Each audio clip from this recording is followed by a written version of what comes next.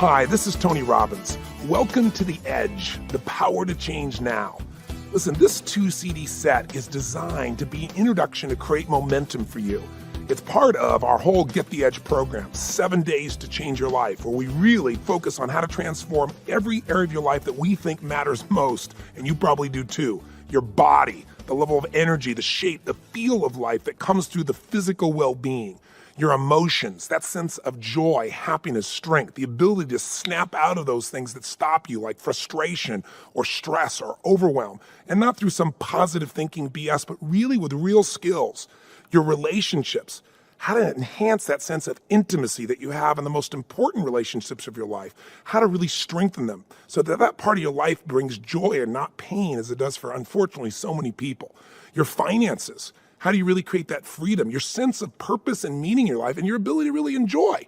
How's that for a giant promise? But I'll tell you something. We really have an opportunity here to make some progress and create some initial momentum that can move you in the direction that gets you the results that you're committed to. And I want to start out by just telling you here, I'm really here to deliver for you. In the next couple CDs, I want to begin a journey with you where hopefully you become good friends, and I have the privilege to become your coach. And I want to earn that. And I really want to first, though, thank you for the opportunity and the faith to at least grab one of these CDs instead of saying, what is this silly stuff? And saying, I'm going to at least listen and I'll judge by results. And that's all I ask of you. And I want to also start out right up front by telling you that I really believe, as silly as it may sound, we must be kindred souls because you're listening just like I did. This is where I started way back when I was 17 years old, when I was looking for answers. I didn't have any role models. I didn't have somebody to instruct me and show me the answers. And I got tired of trial and error learning. So I started thinking, you know what? Success leaves clues. I need to find people that have already succeeded and learn what are the steps, what's the blueprint to make those results happen in my own life. And I gotta tell you something, I've never stopped doing it. I still listen and feed my mind. I'm still always reading. I'm always feeding it because life is about growth. And if you're growing, you've got something you can give to others, and there's a sense of pride in your life, and there's nothing you face that you ever start to say, oh my God, how can I handle this? You may have your moments, but inside you know you have not only the strength, but the skill to deal with whatever shows up, and not only deal with it, but ultimately triumph. Produce the kind of results you want, and get the level of joy that you want that comes from a life of true meaning. And by the way, the edge, when I talk about that, it's not the edge over other people. It's the edge in life. It's the edge within yourself. It's that mental, emotional edge. It's the skill edge. It's the edge of really unlocking what's already inside you that no one's going to give you. It's just waiting for you to tap into it. I'm talking about the life advantage, the advantage that allows you to see life and feel life from the peak, where you experience that joy and that passion, that juice for living, where your body feels that kind of energy, where you wake up in the morning, you can't wait to jump out of bed, and you don't want to go to bed at night because your life has so much that you enjoy. I want you to experience more of that. I'm sure you have some of that, or if you don't feel it right now, I can promise you, you will. And I can make that promise not through hyperbole, but I can make the promise because two things are true. Number one, I've done this with 3 million people, and there's nothing you've gone through that I haven't seen. And I can show you how to make the shift. Not because I'm so smart, but because I have to be an idiot at this stage not to see that there are patterns in human behavior. There are certain things that if you do them, you're going to feel extraordinary. And if you do other things, you're going to be depressed and frustrated and overwhelmed. And all you have to do is see those patterns, but most of us don't have that privilege because we're busy spending our life, making a living. We start out really young. We have all these ideas and dreams and this excitement for our life, and gradually that wanes, doesn't it? Because after a while, you get disappointed, you have some failures, quote unquote, some frustrations. People tell you, hey, you're a bit naive to think this stuff could work out. Or lower your expectations. And the minute you do that, you've lost your life. What you have now is life as a job. Life is something that we go out and we do every day so we can start over and do it again, instead of finding that juice that God gave us, that unique expression of ourselves that'll touch other people and make us feel like this life has a greater meaning than just the day-to-day stuff. So if you're listening to me right now, you're one of the few who do. You're not one of those people who settle. I know you can succeed at this because you made it through your pessimism, skepticism, stuff that really kills our faith. People tell me all the time, I'm skeptical about this kind of stuff. I'm pessimistic. I say, no, you're gutless. You're scared. Tell the truth. You're afraid to get your hopes up. I got it. I've been there too. You're afraid to get excited about something and then have it not work because so often that happens. But certain things work. There are laws of life. If you live them, you'll get results. If you sow, you'll reap. And the reason they work is because they've been modeled from people that have already made it happen. Step-by-step things you do to be able to deal with real-life challenges and turn them around now. Step-by-step things you do to make sure you can enjoy the process while you're dealing with those inevitable challenges that we all have in our lives. You know, every journey, and this is a journey, I promise you, a great journey you've begun, but every journey begins with that first step. You know, the old adage they say, it's overused, but it's true. And the first step is listening. So if you got faith and you got the ability to take action, you have the ability to change anything in your life. And I don't know where you are right now. I don't know if you're in the most challenged time of your life or if you're in the victory period. But wherever you are, it can change with two things: consistent focus and consistent action. And I can promise you, I don't care how big the challenge is, you can turn it around. You know, at this stage of my life, I'm the guy that gets the call when the fire starts. You know, when all of a sudden the golfer had a 6-stroke advantage and he ended up losing by 4 strokes on national television. I mean, you don't want to get back up and go through that again. Or I get the call when a president is under fire and there's an impeachment hearing, somebody wants some strategy or conversation, or a couple is in a position where they're trying to figure out what to do because their son or daughter is suicidal. Or on the positive side, you know, rock and roll group says, you know what, we're feeling burnt out, we're succeeding, we're doing our best, but we're not enjoying it. You know, you got the tools here to help us be fulfilled, step up and deliver, and it's a blast. Or I get people stop me every day to tell me these great stories of how they changed their body or their relationships or their finances, or they started a company. Or sometimes I get the call just to celebrate. I just received a call a few days ago from a man who called me up and said, listen, I've been using your stuff for years. I've gone to all your seminars, listened to all your tapes. I was struggling like crazy. And in 7 years, I built this company. I just sold it for $120 million. I'd like you to come on my jet and celebrate with me. I thought that's a nice call, right? But I've had so many experiences in so many different countries with so many different kinds of people. I mean, I've dealt with the kids in the South Bronx addicted to cocaine, and I dealt with the top CEOs in Hollywood addicted to cocaine. I mean, people's challenges are the same no matter where you go in the world, whether it's Southeast London, Tasmania, or California. You're going to see that human beings are the same. We have different beliefs, we have different rituals, but we have some of the same challenges, and the solutions that work for human beings are the same worldwide. Now, initially, I took all the things I've learned from all the people I've worked with, and obviously, while I was quote-unquote supposedly teaching them, I was learning from them. I was applying it to myself, and I made huge changes in my body and my emotions and my relationships and my finances.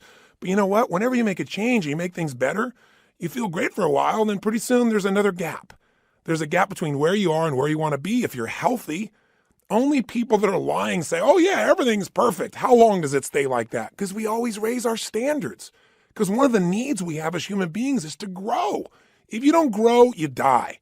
It's not about your body. It's not about the money. It's not about the weight. It's about discovering what you're really capable of and experiencing that feeling of aliveness. And you can't have that unless you realize there's a gap. So if things are going really great in your business, usually, you know, your kids are not getting enough attention and you feel bad about it. But, what do you do? And you got to handle it, right? Or if things are great with your kids, you're not taking any time for your own body. Or you're taking time for your body and you don't have time with your spouse. It's the nature of a human being that whatever we focus on, we'll tend to get more of. If you focus on problems, you'll get more of them. If you focus on how to make something better, it'll get better if you really act on that focus. But we don't usually have a systematic way of looking at each of the areas of life that are most important. And in fact, most of us focus on things that aren't important and we make them too important. You know, I really believe that people in life are usually stressed simply because they're focusing on things and giving enormous energy to things that don't really matter that much. You know, we focus on to get all upset. And have you ever done that? I sure have myself. I was so upset about something, all the emotion. And you know what? 6 months from now, you don't even remember it. Maybe even 6 days from now, sometimes an hour from now. But you don't take the time to focus on the things that matter, like your body or your relationship, or, you know, what's happening with your kids, or your connection with God, or, hey, you know, what do I really want for my life instead of keep doing the same stuff over and over and over again and trying to do it more and harder, even though you're not fulfilled. See, most people are afraid to look at what's missing. But you know what? The moment you can figure out what's missing, it won't be missing anymore because you can get a system, you can start to focus on it, you can start to move towards it, and you can achieve anything you put the focus and action into. Anything anybody else has ever made happen, you have the same resources, you have the same nervous system. Some of us are bigger or stronger, some of us have more background in one thing, greater education. But you know what? Those limits are not the real limits. The limits are the limits of our psychology, our mindset, our beliefs. and the feelings we have about them. If you believe that this is it, this is the best life's going to get, you're right.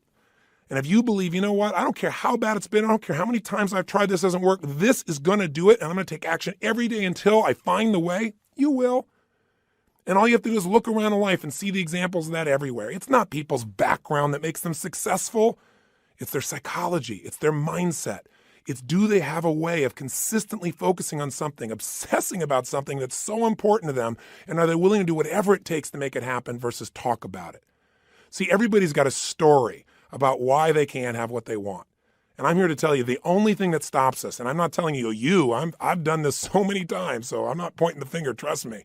But the only thing that ever stops us from getting what we really want is the story we have about why we can't have it. And we all come up with those stories. So part of what we want to do is get rid of the stories, come up with plans that are proven because they're based on people that have already succeeded at the highest levels, and then let you tweak it to your own style. You don't have to be crazy and insane like me. I know at times I want to talk too fast and I might be a little obnoxious. I don't mean to be. I really want to serve. But I got to do anything I can to get through to you because I really know what's possible. If you're at the top, you're not there. There's another level, and you're not going to be happy till you find it. Maybe it's a level of joy. You're the top of the money, or you're the top of your career, or you're the chairman of the company, but there's some new adventure awaiting you. And unless you keep finding it, life doesn't feel like life. It feels like a job.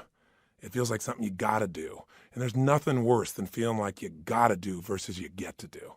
Life is a get to. And we so often convince ourselves it's a got to, and we wonder why we're not so happy. I mean, we are constantly responding to the demands of the environment and rarely taking the time to decide what we really want.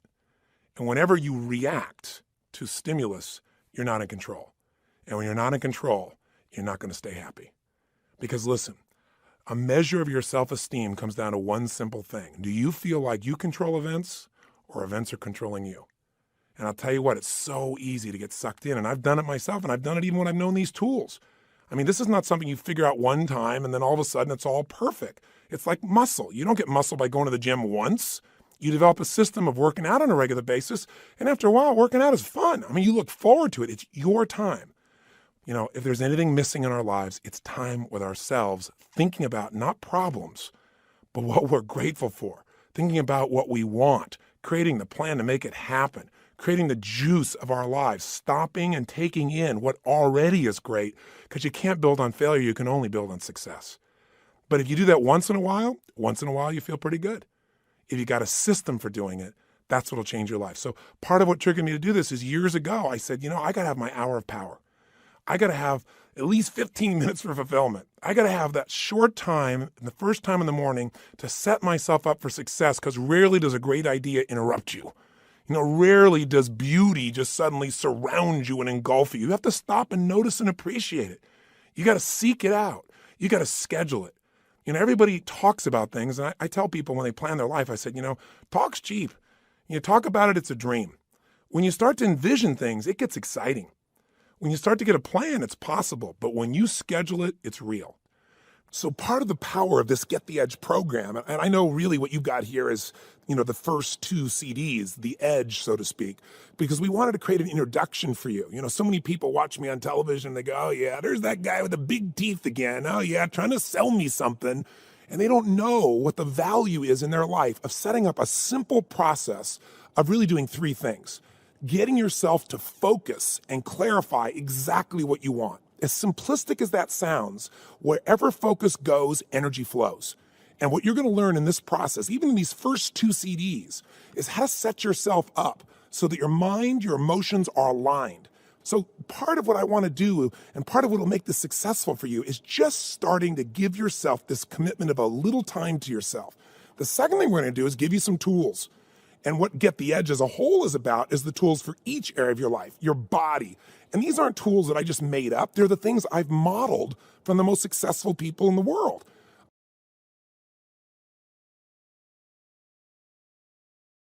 I said to myself, okay, if I want to transform my body as an example, and I want a vision of that, what is that? I used to work out like crazy, and I got all bulked up, and I thought I was just so cool, but I couldn't walk. I would be on stage, and I'd be in pain. I'd bend over and hurt my back. It was silly. So gradually, I got more clear, and I said, what I really want is energy. Energy is the force of life. If you got energy, you're going to have a passionate relationship because there's the energy for it. Otherwise, if you're tired, I don't care how much you know about relationships or how much you love your partner, you're just not going to have it. You're going to go, honey, not tonight. So much of our life is tied to that. You're not going to start a new business or be able to take care of your kids or just enjoy your life with all the juice if that energy isn't there. So I said, okay, how am I going to do this? Once you get clear on what you want, you got to figure out what's a role model. Who's got the tools to get me there quicker? My whole thing is, how do you compress decades into days?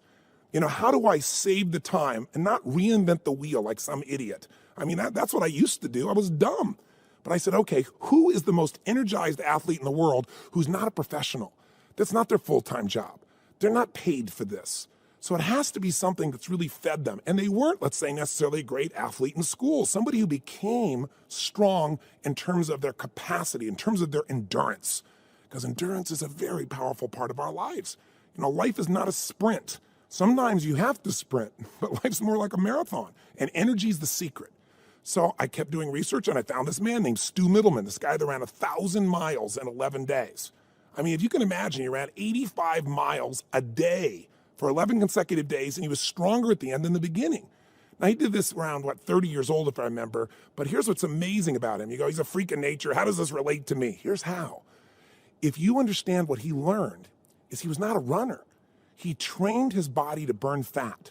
Most of us burn sugar, so what do? Oh yeah, we jump in there, and sugar burning's kind of like lighter fluid. You go in there and bam, you got a burst of energy from what you've eaten, but bam, within a short time, your blood sugar's dropping and the energy's gone. Lighter fluid, bam, big explosion of energy and it's gone. What burning fat, which is what you can train your body to do, does is it makes you burn like coals. You just keep going and going and going and going. If you've met anybody, if you've gotten introduced to this because you know someone who's been to one of my live seminars, they'll tell you we do a weekend where people normally would not sit for 3 hours for a movie. A 3.5-hour concert is considered a long concert.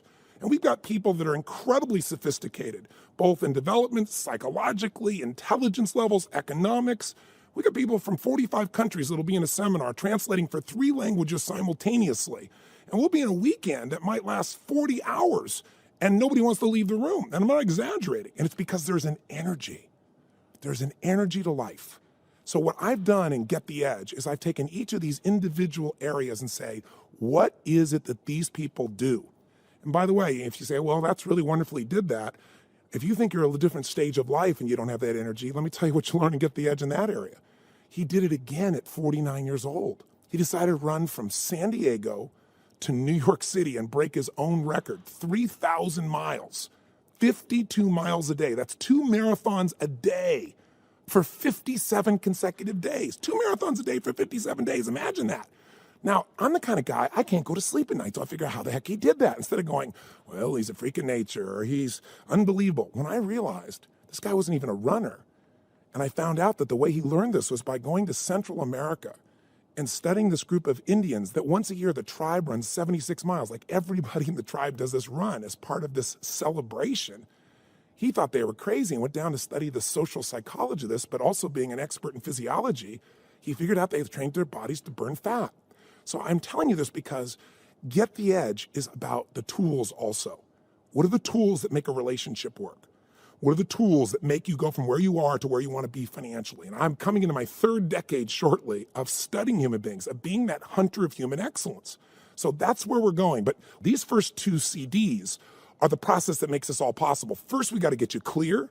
We got to get you focused. We got to give you a process where you start to create what you want. Clarity is power. Second, I'm going to give you a couple of tools here right away to shift what makes everything work, which is your emotions. Right? Think about it. If you've got all this energy, but you're depressed, I don't care about your body. It's going to go down. Now, they do interact with one another, as I'm sure you realize. If you're feeling physically bad, it's easy to feel emotionally bad and vice versa. But my view is it's hard to separate these two. So I'm going to walk you through in these first 2 CDs how to change that energy immediately, not with some false pump up, but what really works by learning how to change your focus, what we call your physiology, your body, and how you use language to change what things mean to you. In other words, meaning creates emotion. Is this the end or the beginning right now? That's a decision you make consciously or unconsciously, and it completely changes how you feel, which changes what you do in your life. You know, is God punishing you with this? Or is God rewarding you? Or is God challenging you? Or what's your belief? Is there such a force in your life? Those belief systems create meanings and emotions. And I'm not here to tell you what to believe. I'm here just to share with you tools so you can elicit what works for you to get the results you want. That's one thing I want to emphasize too. This process, this edge in life, is knowing what it is you really clearly want. Having strong enough reasons to make that happen. That's part of clarity.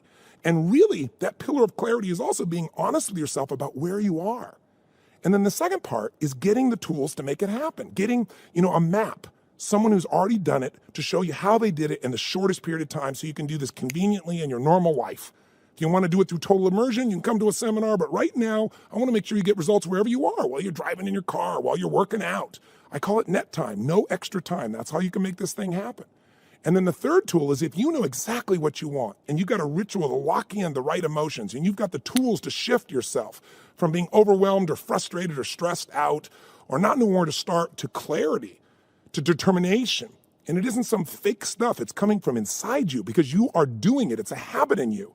Then the only thing that can keep you from following through is really unlocking any conflicts, really kind of aligning yourself, redirecting yourself.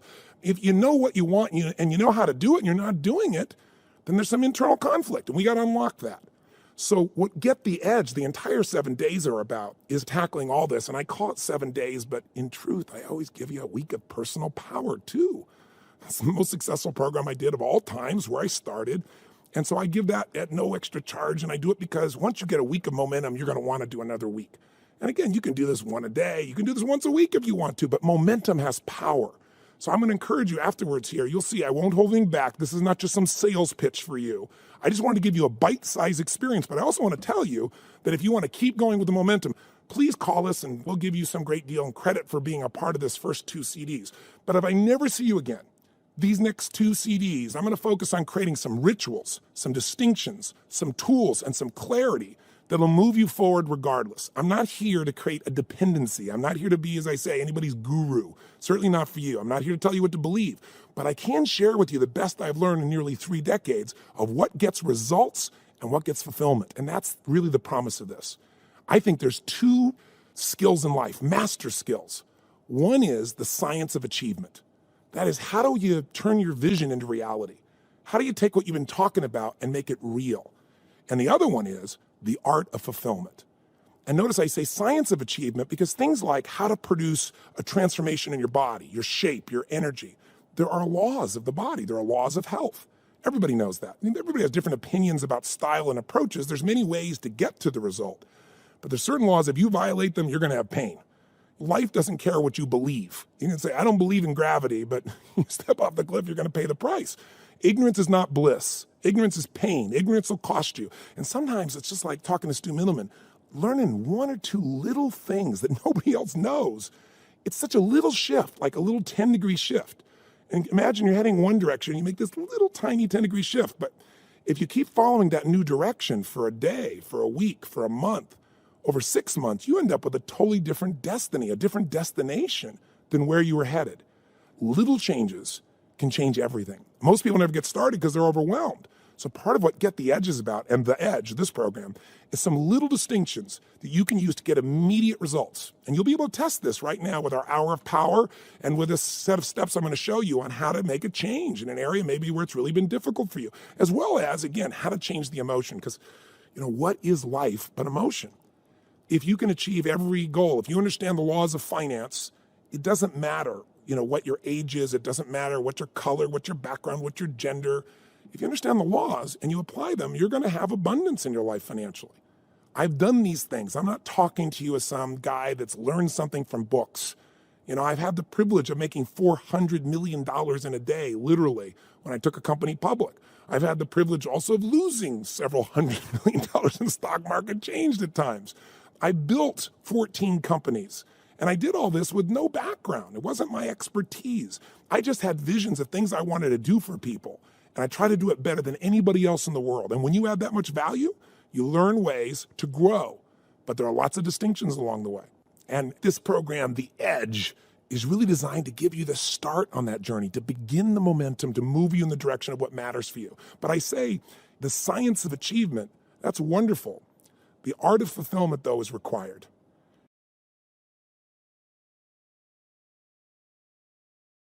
And the reason I say that is, have you ever had the horrific experience of actually achieving your goal and then saying, is this all there is? It's one of the worst moments in a person's life, because failing to achieve your goal, at least, you may be frustrated, but it's still possible. When you actually achieve your goal and then it doesn't have the same meaning, it doesn't juice you, it doesn't make you feel alive, that's depressing for people. And the reason is most of us are never taught on how to have fulfillment. It is an art. And the reason I say art is it's not absolute in its rules. Art is unique and different as people. When I work with people, I tell people, I'm not here to tell you what to believe. I'm not here to tell you what you should get or what you should want. I'm here to help you focus and find what your passion is. What is your definition of an extraordinary life? What's life on your terms? And what's life on your terms today? Not what you thought it was 10 years ago, 20 years ago, not someone else's script. Yours today. What will really fill you up? What would excite you? See, when you tap into that, life has got meaning. And I think meaning comes from two things. Is this moment that we're having right now, this moment I'm talking to you, I'm trying to step into your heart and your mind and try to give you a sense from mine of what I've experienced and try to get a sense of what maybe is important to you. But does this moment of conversation have any meaning? Is it a waste of time? Is it worthwhile? What moments are extraordinary? I would say any moment you appreciate. Think about it. And if you've got $1 billion and the primary emotion of your life is frustration and anger, then your life is frustrating and angry. It doesn't matter how much money you got. If you have a family where everybody loves you, and you have somebody that adores you, but you sit around feeling depressed all the time or worried, then your life is depression and worry. It's not love. We are the emotions that we make habitual. We are the emotions that we live consistently in life. That's what dominates us. So in this first CD, getting you going here, in this first audio introduction, if you will, one of the things I really want to do is get you associated that emotions don't just happen to you, that you do them. And when you start to understand this, you start to learn how you can not only shift your ability to achieve, but your ability to enjoy. And I think that enjoyment, that art of fulfillment, is learning how to appreciate things, really enjoy things to the fullest. Many of us feel guilty if we do that. And also, how to make sure we're contributing in a way that gives us a sense of meaning. Because no matter how much you achieve within yourself, meaning, a life that has deep value, comes because we feel like, hey, I didn't just get up and enjoy and succeed and celebrate, but somehow I helped to pay it forward. That I did something, I did something for someone I love, or maybe for someone I don't even know I did something loving. Those little things play a huge role. So I'm not trying to give you the whole enchilada in this moment, but I do want to give you a sense of where we're going. So I'm hoping that I will, as a result of these couple CDs, really be able to help you, help yourself take things to the next level in the first stages of that. Get those fundamental understandings, some skills that really work for you, make those shifts, and set up a process so that you ongoingly get results. And then at the end of this, again, if you choose to, please call our company and give me the privilege of having an opportunity to coach you. Everything I do, by the way, we give a money-back guarantee on. So if you go to one of those programs, or if you decide to have a personal coach, or you decide to do the rest of this program and you don't think it's worthwhile, you can look at our guarantee there and you can get all your money back based upon the guarantee for that particular product. But all of it is really just about your satisfaction. So I'm here to serve you, and I hope that this is the beginning of a really beautiful journey and where we can make a difference. In this first Edge experience, I hope will begin that momentum for you. See, all change happens in a minute. You got to remember the power of a minute. In 1 minute, you could change everything in your life. In 1 minute, you can say, never again. Never. As the Jewish people have said in their country. They set a standard there, and they said, we will never go through a Holocaust again. It will never occur again. When a human being gets that point of never again, it takes a minute. In a minute, you can also do some other things. In a minute, you can look somebody in the eyes like you've never looked at them before.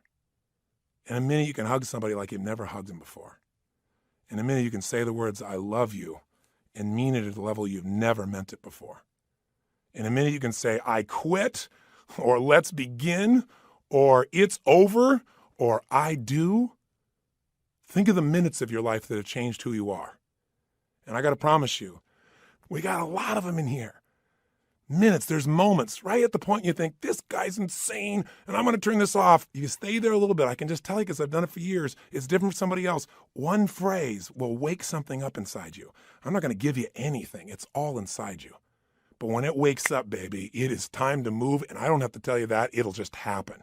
You'll suddenly say, this is it, no more.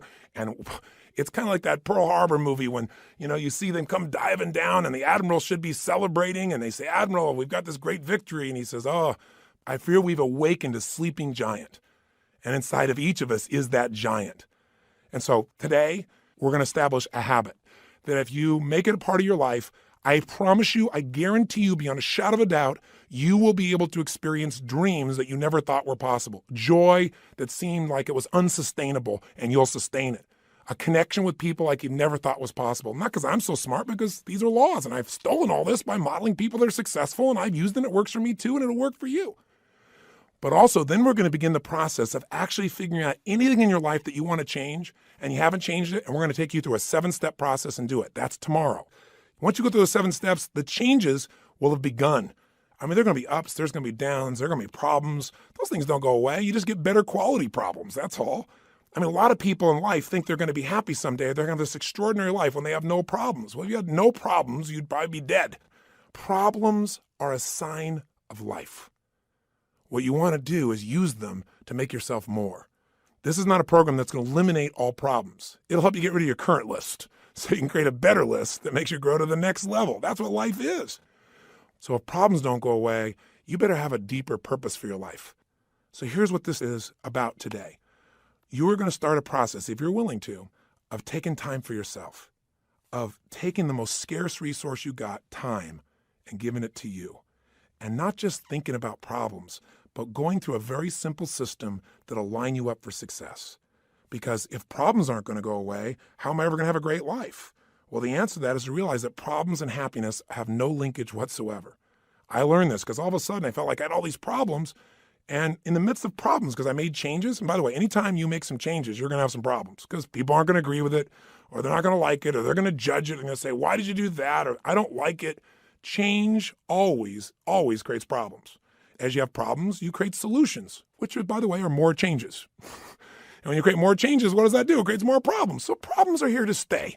In fact, they won't be problems for you. They'll be challenges. And we love a challenge, don't we?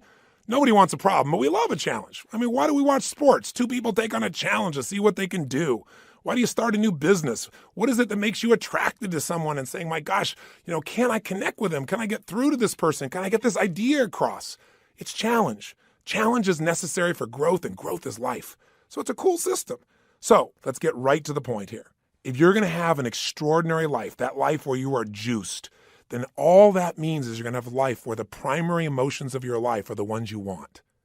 See, it doesn't mean that life works out every way you want. Sometimes it rains on your parade. Sometimes the events of your life you can't control, but you can control what it means to you. And when you control what it means to you, you have the ultimate power of your life. You have the edge, the ultimate advantage. See, I'll give you an example. Did you see that movie that won the Academy Award, Life is Beautiful? It's a story of a man who has an extraordinary life. Not because he has more money than anybody else, not because he's in a situation where everything is easy, but because he's alive. He has this joy about him. And by the way, if you've actually ever met Roberto Benigni, the man who plays this character, you know that he lives this way day to day. He was authoring this thing from himself. He's such a joyous guy. And when he won the Academy Award, you never saw so much emotion. He was like a little boy, and everybody loved it because nobody else has the guts to be that way. Or they've forgotten what it feels like to just feel, to be alive. What makes him extraordinary? An extraordinary psychology, an extraordinary mindset, an extraordinary way of looking at the world. And in the movie, the man has that, doesn't he? And who does it affect? Everyone. Everyone within the realm of his influence. His wife feels like the most cherished person on earth, and so does he. Because when you give that kind of love and that kind of joy, people give it back. It's infectious. His son seems so happy, and they're in the middle of the Nazis taking over their country, and if you know the story, I won't run it, you know that they get picked up. And there's such a connection amongst the family that the wife is not being sent away, and she gets on the train with them. And they're in the middle of this camp. This man with his extraordinary psychology figures a way of looking at the situation for his son, presenting it so that his son sees it as a game. isn't life a game anyway? Instead of this horrible situation. And because he has that perspective, in the end, his family survives. See, if you want your family to survive, if you want them to succeed, if you want them to have joy, if you want your kids to have a lasting love, if you want to be able to give gifts in your life and not just take care of yourself, then you got to have an extraordinary psychology within yourself. It's not where you live physically, it's where you live internally. There are two worlds, the inside world and the outside world. We can't totally control the outside one, but we have absolute control in the inside one. But you know what? Most of us are too busy to take any time to check out and see how it's going on in here. Or we just accept it as this is the status quo. This is who I am. This is my life. Or I'll get to it later. Mañana. I got to handle this first. Something else that's not so important. I want to invite you, my friend, to take the time to say, I'm going to have every day an hour of power.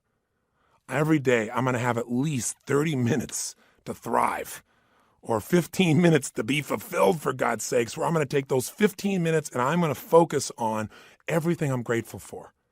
I mean, if we're going to have a life, we got to have time. And the time has to have some specific things we do, and one of those is gratitude. If you want to know what's the quality of your life, how much time do you spend in gratitude? How much time are you grateful and appreciative to the point that emotion wells up in you? I'm feeling it now. I'm so grateful to God. I'm so grateful to have the privilege to serve you right now. So if you can get to that state, everything changes. I'll give you an example.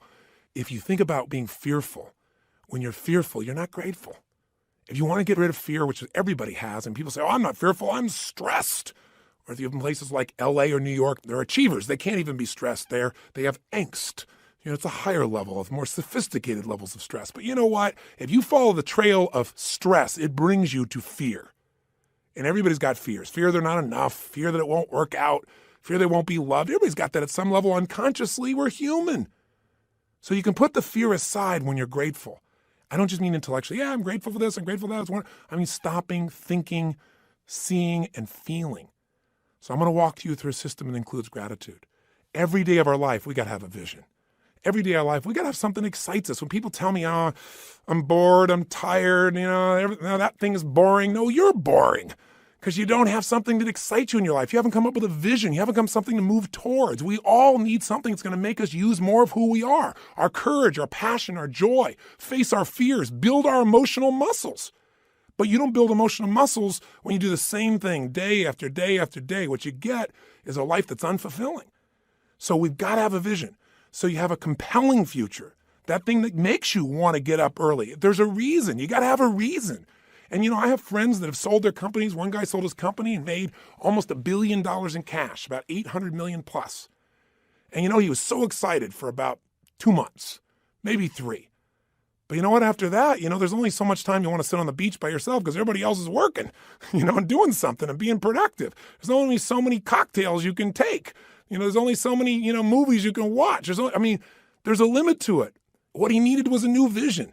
Anytime you achieve a goal, as you get close to it, you better set up the next one real quick because otherwise it's kind of like postpartum. You were looking forward to that baby and now you got him, And sometimes in the middle of the night, you're going, what did I do here? Have you ever had that experience? I got 4 kids. I can relate. I hope you can. But you know what? You also have the experience on the other side of it. It's so wonderful. It's kind of like, the guys that went to the moon for the first time, the first astronauts. They worked their whole life. They achieved this goal. They walked on the moon. Then they came back. There was a ticker tape parade. They were heroes. They shook the president's hand. Now what? What do you do now that you walked on the moon? Well, maybe you got to find how to get adventure not out of a moon flight, but adventure out of a smile. Maybe you got to have a vision for what your life's about now. Without a vision, people perish. And you got to have a daily vision that'll excite you. Otherwise, life becomes mundane. And there's nothing worse than an okay life. I told you, you're not going to have that when we're done here. I promise you, if you get this little habit, you won't have to settle for a mundane life. What people are going to go is, what happened to you? Because there's an excitement in creation. There's not a lot of excitement in maintenance. You have to maintain your body. You got to maintain things, but creating things, that's what God created us for. Gave us the gift to make choices that could create new things, businesses, ideas, families, friends, a garden. And it's available to every one of us. But if you don't got a vision each day, then the day is not going to have much juice, is it? So every day there's got to be a little time for vision, right? Time for gratitude, time for vision. Every day you got to move.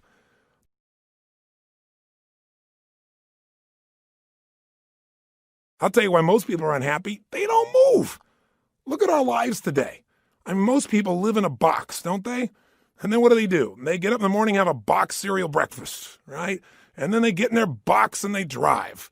And sure enough, they drive to their box office. They go up a box elevator. They type on a box. They talk on a box. They have a box lunch. They drive their box home. They turn on a box to be entertained. And maybe they just really go for the variety and have a cylinder to try and change their state. Listen, life has got to be about movement. When you move, you're alive. Emotion comes from motion.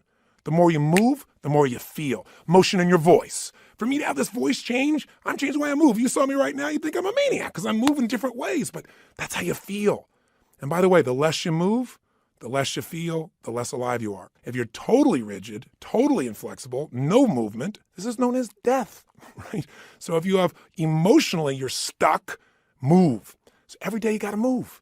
Now that can be a simple, gentle form of exercise, but it's something that's got to happen. And by the way, if you want a great relationship with anybody, what do you got to have? Some time with them, don't you? How about you? How about you? And not only do you have to have time with them, but maybe have a conversation with them. And most of us got conversations in our head, but we're not directing them. So we're going to show you each day how to have a conversation that you direct, a way of directing your mind, of shaping your mind, of conditioning your mind. It's kind of like going to the gym and just getting in the best shape of your life, but it's the best mental, emotional, spiritual, physical shape. And you don't need me to do it. I don't have to follow you around the rest of your life. This is going to be something you're going to do for yourself. If you want to visit with me again, great. Or come see me in a seminar, I'd love to meet you. But you don't need me. I'm not here to create dependency. I'm here to remind you what you know is true, just to create some habits that will create the result you want. So, how does it work? Well, let's do this first. It's time for you to make some discoveries. The quality of your life is the quality of the consistent emotions you experience. I'll say that again. How you feel is your life. What are the feelings you have on a consistent basis? So I'm going to ask you, just take a moment. You can do it in a journal. You can do it on a piece of paper. You don't make it rules-driven. Just do it. Don't just do it in your head. I want you to write down all the emotions you experience in an average week. And on one side, write all the good ones. The other side, all the bad ones. Now, when I say bad ones, there really are no bad emotions, but the ones that are painful and you don't like. So all I want you to do is write them down. And when you write them down, try not to edit them. Don't try and say, well, just do it this way. If you experience this emotion on a consistent basis, doesn't mean every day, but at least once a week, write it down. The ones you consistently feel, not the one once in a while you feel this feeling, because what this is going to tell us is where you're really living right now. This doesn't tell me your income. I don't care, but I care about what you're passionate about. I care about what hurts you. I care about what you love. I care about what moves you, and you do too. And you don't even have to tell me the what's. Let's just figure out the feelings first. So please take a moment right now, because now we're going to begin to stop talking and we're going to start the process of doing. First step here is let's figure out where you are. Write down now, on one side, all the emotions you consistently feel in a week that are positive. On the other side, all negative. So stop the CD now and get yourself to this right now. Go ahead. Are you still listening? I'm not going to continue until you do this. Come on here. You got to get there right. Don't just listen. Okay, if you're in your car and you say you can't do it, then do it in your head at least. Or pull the car over. You're worth figuring out where you are. Cars are going to go by. You're going to drive the rest of your life. You're still going to get there. It'll take 3 minutes. Come on, be one of the few who do. Pull over. That's it. Pull over right now. Sit down and write this out just for a second. I promise you it'll be worth it. Go ahead and do it. Do it right now. So now you have some emotions that you really want. How do you create them? And you have some emotions you don't want. How do you get rid of them? Well, what if I told you literally could change how you feel in an instant? Well, you know this is true from your past experience at times, right? There are times, like we said earlier, where you're totally upset and then something got your attention and now you're laughing. You know, people can be literally at a funeral and they're in a terrible place and all of a sudden something cracks them up. I mean, it's pretty rare, but it has happened. People can be in a place where they're in the worst situation and somehow they find all their determination. How to do that specifically is what I want to show you real quickly now. And I'm going to give you a quick overview of it, but I'll give it to you in 3 parts. 3 things you need to feel anything. These are the reasons why you feel anything. In other words, if you feel sad or upset or frustrated or depressed, there's only 3 reasons. And if you change any one of these 3, you're going to change how you feel. And if you change all 3, you'll change how you feel completely. If you're feeling happy, if you're feeling excited, if you're feeling euphoric, if you're on a roll and you want to know why you feel that way, Yeah, maybe great things are happening in your life, but there's a reason why you feel that way in this moment. Sometimes you have great things happen in your life and you still don't feel great. So how do you do that? There's 3 reasons. 3 things have to be in place for you to feel great. I call these 3 reasons the triad because there are 3 patterns that if you do these 3 patterns in your body in a certain way, you'll get a certain result, and it's like a recipe. You do one recipe, you get one result. You do another one, you get a different result. You get one kind of cake or another. So let's give you an example. I have a seminar I do that's the initial seminar most people go to. It's a chance in a weekend to revolutionize your whole life, not just change things or make it a little better, but to really step up and say, I'm going to transform it. I don't care if it's my body, my emotions, a fear, my job. It's time to do it. And we put people in an environment for 3 days of total immersion that is a blast, and people come out transformed. That process, though, very often, one of the first things I'll do is I'll ask people, what do you really want? I'll take people in the audience. We got 1,500, 2,000 people in that type of program usually, and they'll say, oh, well, I want to make, $1 million. I want to make $1 billion. I want to help my kids get through school. I want to have more confidence. I want to lose 57 pounds. I say, okay, great. Why do you want these things? If you lost the 57 pounds, if you made the $1 billion, what are you going to get? And sooner or later they'd say, well, if I change the world, it'll make a difference. And I'll say, yeah, but what will that give you? And eventually say, well, it would make me feel good, like my life had meaning. Or they'll say, if I lost 47 pounds, I'd feel more sexy, or I'd feel more energetic. Or they'd say, if I made this money, I'd feel freedom or power or secure. Whatever it is you want, you only want it because you think it's going to give you a feeling. And the truth of the matter is you can have that feeling right now if you just change these 3 patterns I'm going to tell you about. So the first pattern that determines how you feel is not the event, but what you do with your body in this moment. Right now, you're feeling, whatever you're feeling right now as you're listening to me, is related first to how you're using your body. If you're slumped over, if you've not been using it, if you're tired, you probably feel different than if you're listening to me walking right now as an example. Now, I'll give you a more specific example. If I were to tell you that there was a depressed person behind curtain number 1 over here, and for a $100,000 donation to your favorite charity, if you could describe them physically without seeing them, I bet you could do it, couldn't you? What's their posture like? Say it or think it at least. You can say it. No one's going to hear it. You're probably in the car. You're walking. People talk on phones all the time. They don't know what's going on. Speak to me. Seriously, what's their body like? First, their posture's probably what? Slumped. Where are their eyes? Down. Where's their head? Down. What's their breathing like? Full or shallow? Of course it's shallow. Their facial expression, up and tight or slack? You know it's slack. Now, how come you know all these things without me telling you? Because you've practiced this stuff before, haven't you? We all have if we've ever experienced this. Now, if you do this with your body, I don't care who we are. If you do these things to your body, you're going to feel lousy. You're going to feel depressed. Now, if you change the way you use your body, if you put your shoulders back, if you breathe, if you use your voice in a different way, if you move or gesture at a different tempo, it's hard to feel depressed in that way. In fact, there was a research study that was done early in my career that was done at UC Berkeley. And they did something that sounded insane. Traditionally, if somebody's depressed, if they go to a traditional psychiatric approach, today we live with a philosophy that depression is merely a Prozac deficiency. That we live in this world today that if things aren't working out, let's not resolve what's going on inside you. Let's just drug you. It's called better living through chemistry. Yeah, just drug you and keep on going. We do the same thing with kids today. We got this attention deficit disorder. They've now upgraded it to ADHD, attention deficit hyperactive disorder. This couldn't be the fact that kids are overstimulated, don't get enough focus or attention, and don't know how to use their energy in a world where things are going so slow when they're learning in school compared to how they are on the internet and on MTV or anything else. It must be that we should drug them into submission so they get as slow as us and we're comfortable. It's an interesting way that we look at life today. The truth of the matter is these kids are using their bodies in ways that aren't acceptable, but they're not being directed. We go for the quick hit. We want the instant solution, even if it isn't the long-term solution that makes us more healthy. You can get a solution, but it may not be sustainable in a healthful way. The bottom line is, in that approach, we usually drug people. So at UC Berkeley, they tried something different. No drugs. Did something you're going to think sounds so stupid. Here's all they did. They came up with a simple approach. They took people that were clinically depressed. This means you achieved high levels of depression. You've got certification now. You are clinically depressed. You are an achiever at the depression level. This means you practice this pattern on a regular basis. And they took them, and by the way, I know I'm sounding obnoxious right now. I'm not trying to make depression sound like these people are terrible, because I felt it in my life a long time ago too, but I don't go there anymore because I know exactly what creates it. And I want to break the pattern of us thinking we're not in control. So please understand where I'm really coming from. But the point is, here's what they did. They had people come for 4 weeks, stand in front of this mirror that has 3 parts to it, and do one silly thing. Grin from ear to ear. And they had to make them smile for no good reason for 20 minutes. Now, when they're doing this, they had a grin so big that they created crow's feet on the side of the eyes. You know that little set of lines you're smiling so big?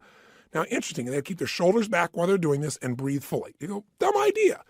But what happened? Not a single person was able to remain depressed, including a woman who claimed that she was depressed even while she slept, which is one heck of an accomplishment. And you know what's interesting? At the end of these 20 days, many of them had no need for medication anymore, and that's all they changed. Only one part of what we call their triad. Just the physical part. That's how powerful it is. See, if you rise up, if you move up, if you use your body in a totally different way, you're going to feel different. Emotion is created by motion. See, we have 80 muscles in our face. How many of them are you using consciously? Are you doing anything different with your body so you can feel different? Or do you do the same things so you feel the same things? You look at your list you have written down there. That list represents a few patterns that you do in your body on a regular basis and you don't even think about it. And whenever you do it, you're going to feel it. Some make you feel good when you do that. Some make you feel bad. By the way, when you think about a movement, to breathe, you got to move. To sing, you got to move. To speak. If I start talking like this, I'm moving organs in my body in a different way than if I start speaking more like this. Hi, I'm Tony Robbins, and I'm going to share with you now how to have an extraordinary life during the next 7,000 hours of this program. Turn this guy off quick.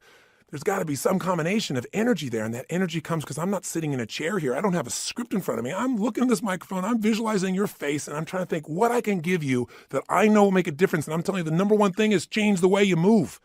Change the way you use your body, and you'll change the way you feel now, instantly. I don't care how bad you felt if you change it. Now, if you just change it for a second and you move your hands up for a moment, you make a little minor change, you'll get a minor change in feeling. But if you make a radical change, if you go, yes, I'm doing this now, I'm sick of this, I promise you're going to feel different than if you go, I don't know what to do.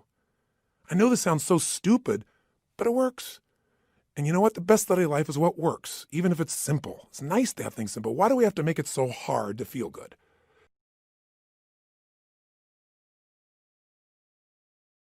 Here's the second part of the triad. The second part is the pattern of focus and belief, and they relate to one another. See, whatever you focus on, you're going to feel whether it's true or not. Have you ever had an experience where somebody did something, or you thought somebody did something? Even better example. You heard, you thought, and you thought they did it to take advantage of you.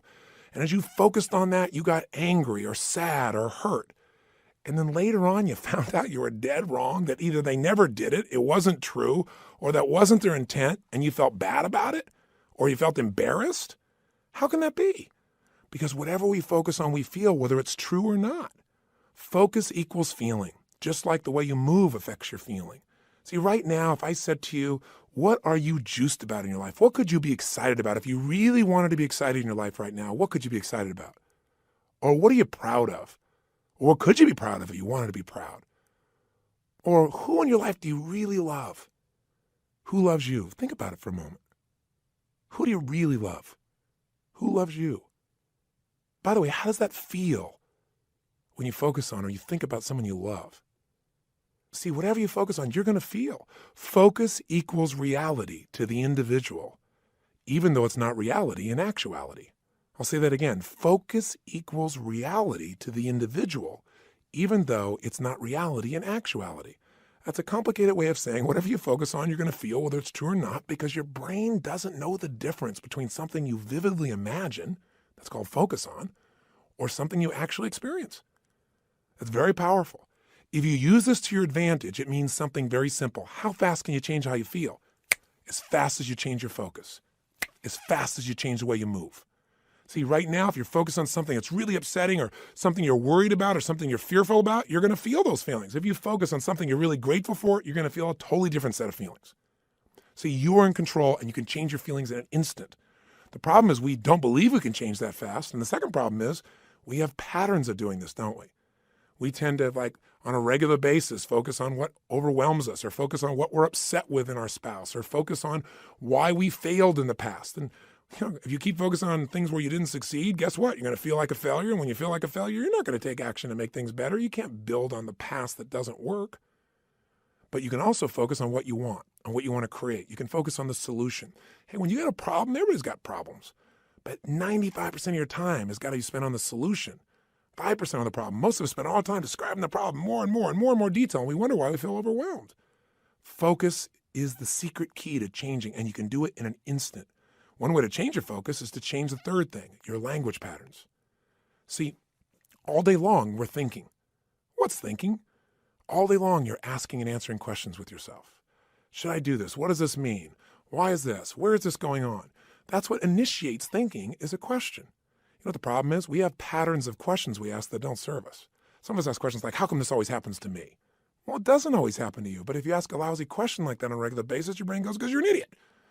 How come I can never lose weight? Well, you can lose weight, but ask a lousy question, ask and you shall what? You receive. How come I can never lose weight? Your brain says, because you're a pig. Come up with a better question, for God's sake. See, questions direct us. Questions are a form of language. And if you want to change your life, one of the things I have people discover is what questions you're asking. And also, what phrases do you say a lot? Because phrases hypnotize us. We have certain words by themselves that'll change the way you feel. If somebody says to you, hey, listen, I think you're mistaken about that. You might have one feeling. They go, you're wrong. You feel something very different just by the language. If somebody says you're lying, you have a whole different feeling, don't you? One word can change the way you feel when someone else speaks it to you. The words you select powerfully affect you. And I don't mean just being positive and doing the Stuart Smalley thing where you got positive self-talk, right? And you say, I'm good enough, I'm strong enough, and by golly, people like me. No, I mean noticing the habit of the words and the emotions they create. And then third part of language is the phrases that you say with such emotional intensity that you start to believe them. We call those incantations. An incantation is like, if you remember studying mythology, a sorcerer would tell a prince over and over again a phrase over and over again with such intensity that he'd be hypnotized and he'd think that he was a frog. And so, of course, he was a frog. That's what he experienced. We experience whatever we focus on. We feel whatever we picture. We feel whatever we say to ourselves. We feel whatever we do with our bodies. Those are the three patterns. If you change those three patterns, any one of the three, you're going to change how you feel. If you change all three, you're going to radically change how you feel. If you change the pattern of how you use your body, if you change the pattern of what you focus on daily, which, by the way, I'm going to show you a technique for doing today that could change your life. Very simple. If you change the pattern of what you say to yourself with the emotional intensity you say it, you're going to change the pattern of how you feel. Now that means you could pick any feeling you want and say, if I want to feel that way, what do I do with my body? When I'm in that state, how do I move? How do I speak? What do I do? Let me try it. When I'm feeling that good, what do I focus on? What do I really focus on? And by the way, what does it mean to me when I focus on it? Because you can focus on something and one person looks at it and says, because that happened, that's why I can never be close to another man or woman in my life. That's why I can never trust again. And somebody else had the same experience. And they go, because that happened, you know what? I've learned so much about myself. And because that happened, I appreciate the person I'm with now so much. You can't have a foreground without a background, right? That's the secret to life. See, one person believes their life is over because something's happened. They gave it that meaning. Somebody else says, God's challenging me. It's time to go to the next level. We have absolute choice. We have absolute control about how we feel. And whatever feelings we put in our lives on a regular basis will determine the quality of our lives. So you can have frustration, anger, upset, overwhelm, insecurity. You can be fearful. You can live in a state of guilt, worry, whatever. Or you can live in a place called passion, joy, thankfulness, gratefulness, connection, love, wonder. And if you create those emotions on a regular basis, are you going to have a different life? You bet you are. Okay, so how do we take these three understandings and make it so we don't have to think about it, but we actually, on a regular basis, condition ourselves to have the great emotions we want and get rid of the emotions you don't want? Well, first step is awareness. See, next time you start to feel like, oh, I'm so frustrated, I'm so angry about this, notice what you're doing with your cheeks. What are you doing with your mouth? What happened to your breathing just now to do that? What's happening to your eyebrows? Are you tightening your fingers in your hands? Because we all have very specific things we do to get into our version of anger or frustration or tired or overwhelmed. Does that make sense? Just notice. What's happening in your body? Say, okay, I'm not breathing. That's a clue. Let me start with a little change there. My mouth is so tight, I can't even talk. That might be a clue why you're a little uptight. So loosen your jaw. Second thing, okay, what am I focusing on? I'm focusing on how, this isn't working. Now, to help you understand the belief part, ask yourself, in order to feel this way, what would I have to believe? In order to be frustrated, what would I have to believe? I have to believe that it should be better than it is, and it's not, and it's not working. Well, maybe it isn't working, but is that going to help you to focus on it isn't working? Let's focus on what we can do. Or if you say, I feel like it's hopeless because in order to feel hopeless, I have to believe that there's nothing I can do. Is that really true? Is there's nothing you can do? Or are you just caught up in a state? Are you just caught up in a pattern? See, if you ask yourself, what do I have to believe to feel this way? It'll help you to break that part of the triad, because you'll start to say, yeah, that isn't really even true. All right, so that'll help you there. Third part of awareness is to say, okay, what am I saying to myself? Why do they do this? How come they always do these things? Why don't they ever listen? Well, I'm asking a lot of lousy questions, because they may listen sometimes, but I'm saying they don't. I'm saying it with total intensity.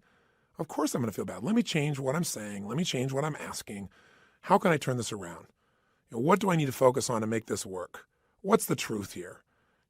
Maybe I can't control it all, but I can control what it means to me. What does this really mean? If you just have that awareness and you break your pattern, you can get out of a negative emotion in a moment. Then you can say, well, how do I want to feel?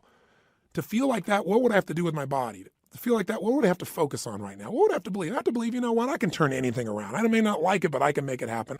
It's just another challenge that God's given me to sculpt my muscles, right? Sculpt my soul. Throw it at me. God's the greatest trainer on earth, because a great trainer, when you think you got nothing left, what do? They go, give me 6 more. You go, 6 more? I don't even have 1 more.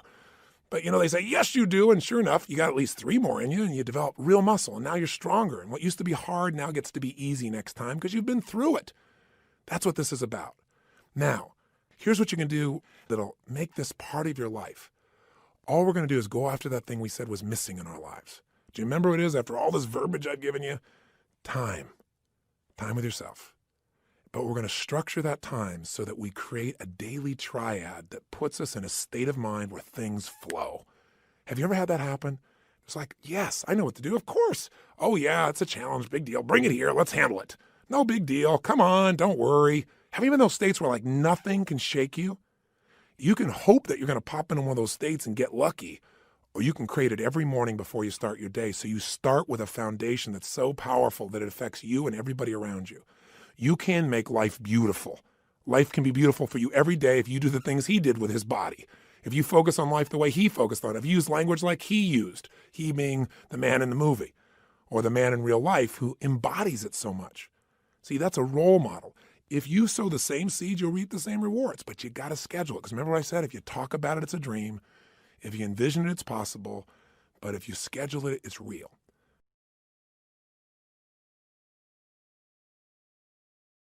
So here's what I'm going to ask you for, an invitation and a challenge. I want you to give yourself that missing time, and I want you ideally to give yourself an hour of power, I call it, at least 5 days a week. Now, what does that mean? It means for 1 hour, I'm going to walk you through 3 things to do for an hour that will absolutely connect you to yourself and will give you a level of focus and joy and happiness and strength to deal with not only the challenges, but to enjoy your life more. If you don't do it, you're going to be driven by technology, by demands, by people, by our kids. You know what? It's beautiful that you're willing to give to everybody else. But if you keep giving to everyone and you don't fill yourself back up, there's nothing to give. And I know you know this is true. So here's what it looks like. And by the way, if you can't do an hour, then do 30 minutes to thrive. If it's not an hour of power, give yourself at least 30 minutes. There's always 30. And if you can't do that, at least do 15 minutes to fulfillment. So I'll describe this. So there's never a day you shouldn't do this. There's always 15 minutes. But if you can lock in that hour, it'll go. And I'll tell you before I tell you how it works, if you'll just do the 15 minutes, it'll grow to the 30. It'll grow to the hour because you'll get so reinforced in your life. So what does it look like? Here's what you're going to do. The first step is that you want to make sure that the moment you wake up in the morning, there's no hesitancy to get up. So you start to train your body, which is training your mind. Remember, your body and mind are linked. Whatever you do with your body, it's going to affect your mind. You want to train your body to jump out of bed immediately with energy, without hesitancy, and to start moving. Because remember, emotion comes from motion. We've got to move. Now, ideally, you would exercise in the morning. There's a lot of reasons to do that. Because of all the times, and by the way, I'm a night person, so I understand if you go morning, I ain't jumping out of bed in the morning. I turn on around midnight or 1 in the morning, and sometimes I don't go to bed to 4 or 5. So what I'm talking about, you can adapt, but just hear me out. The ideal time to work out is in the morning, because if you exercise in the morning, you turn on your metabolism, and you have it for the whole day. If you don't exercise, you get no metabolism and you just keep gaining fat and your body loses its strength and you lose muscle every single year, especially as you age. But if you can train yourself to do that in the morning as the first thing, even if you have to get up earlier, or go to bed slightly earlier, or just take 1 hour less sleep, or 30 minutes less sleep, or 15-minute less sleep, if you can do that in the morning, you turn on the metabolism, but you also turn on your emotions. Movement and breath are the first phase. So what you're going to do, have your shoes beside your bed, and if you've got somebody to do this with, it's even better. I mean, if you got your lover and the first thing you do is get up in the morning and you can spend time walking with them, that's great. But you get up and you physically move. You go for a walk. Anywhere. You get outside. You get out of the house. You move immediately. Now, walking doesn't sound very dynamic, and you may want to run, but you walk first to start warming up your body, warming up your metabolism. And as you're walking, there's a pattern of breathing that when you do it, it will stimulate your body to cleanse itself, and it'll start to move everything you need. And the ratio of breath is you're inhaling 4 breaths in a row, so it's, and then you're exhaling 4 in a row.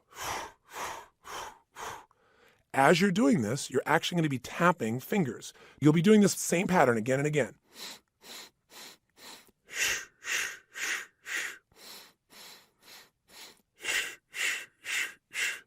This pattern of breathing will alter your state. You will literally, after doing this for about 5 minutes, begin to feel radically different. Now, you're going to inhale through your nose, as you probably heard, and exhale out your mouth. And this is something called breath walking. There have been studies done on this at MIT, and it literally alters brain functioning, but you don't have to know the studies to be able to feel what it does in your system. So all you're going to do is for the first 5 minutes, enjoy yourself. Get up. You don't have to worry about, oh, I got to run right now. My back's sore. You just get up and you start to walk. You walk for about 5 minutes with this breathing pattern. Step 2, you get grateful and you begin to visualize. So in phase 2, what you're going to do now is you're going to cultivate the emotion of gratitude. What you're going to do very simply is, remember I said, fear disappears when you're grateful. The minute you're grateful, you're rich. When you have everything in your life to be grateful for and you don't feel that emotion, you got nothing. You're poor. So this has to be a daily emotion. It's like the antidote to all the stress, the antidote to all the frustration. But you got to cultivate it, because if you go into a state of depression on a regular basis, pretty soon your body goes there automatically because it's conditioned, it's trained. It's like what we call anchoring it. By going into that physiology, by breathing, and by visualizing. So what you're going to do is you're going to focus on and ask yourself, what are all the things in my life I'm grateful for while you walk? So you're outdoors, you're moving, so your pattern of physiology makes you feel good. You got movement, you got emotion. Now, as you're moving, you're thinking about everything you're grateful for. And I usually start with a circle. I start with myself right here and my wife, Sage, and I think about all the things I'm grateful to God for in my life, my health. I start to think immediately, okay, my family members, and I think about them and I send love to them. I make this spiral of thought going out. And then I think about my close friends and my close business associates, and then all the people I get to serve through my work in the world. And I just expand it. You think of moments you're grateful for. You know, a moment that I had with my son where he shared something with me that just made me cry. It was so beautiful. You know, there are moments in your life. So what are we doing? We're moving and breathing. That's changing your physiology. We're being grateful. That's a focus. And so now you change your focus. And now what you focus on is everything that you really want in your life, but you focus on it from the state as if it's already been achieved. I honestly start just giving thanks for it as if it's done. I am so grateful that that business deal has come together the way it has. So what I do is I begin to see it as if it's already done. Because remember, your brain can't tell the difference between something you vividly imagine and something you actually experience. So I see it. I feel it. I think about it. I feel the emotion as if it's already achieved. The more you can program your body and your mind and your emotions that something's achieved, your brain can do things you're unaware of.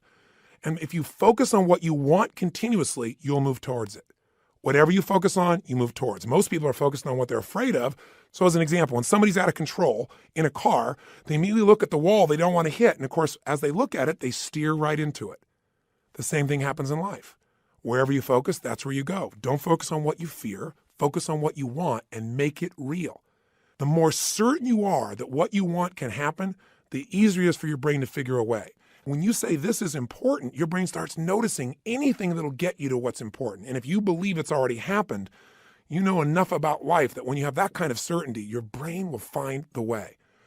Now you start focusing on today. What do you want to create today? You think about meetings you're going to have. What do you want to make that happen? Instead of going, oh, I got to go to this meeting. What do I want? Most people think about what they have to do. Think about what you want to do. Who do you want to turn on, excite, make happy? Who do you want to make laugh? What do you want to achieve there? What do you want to accomplish?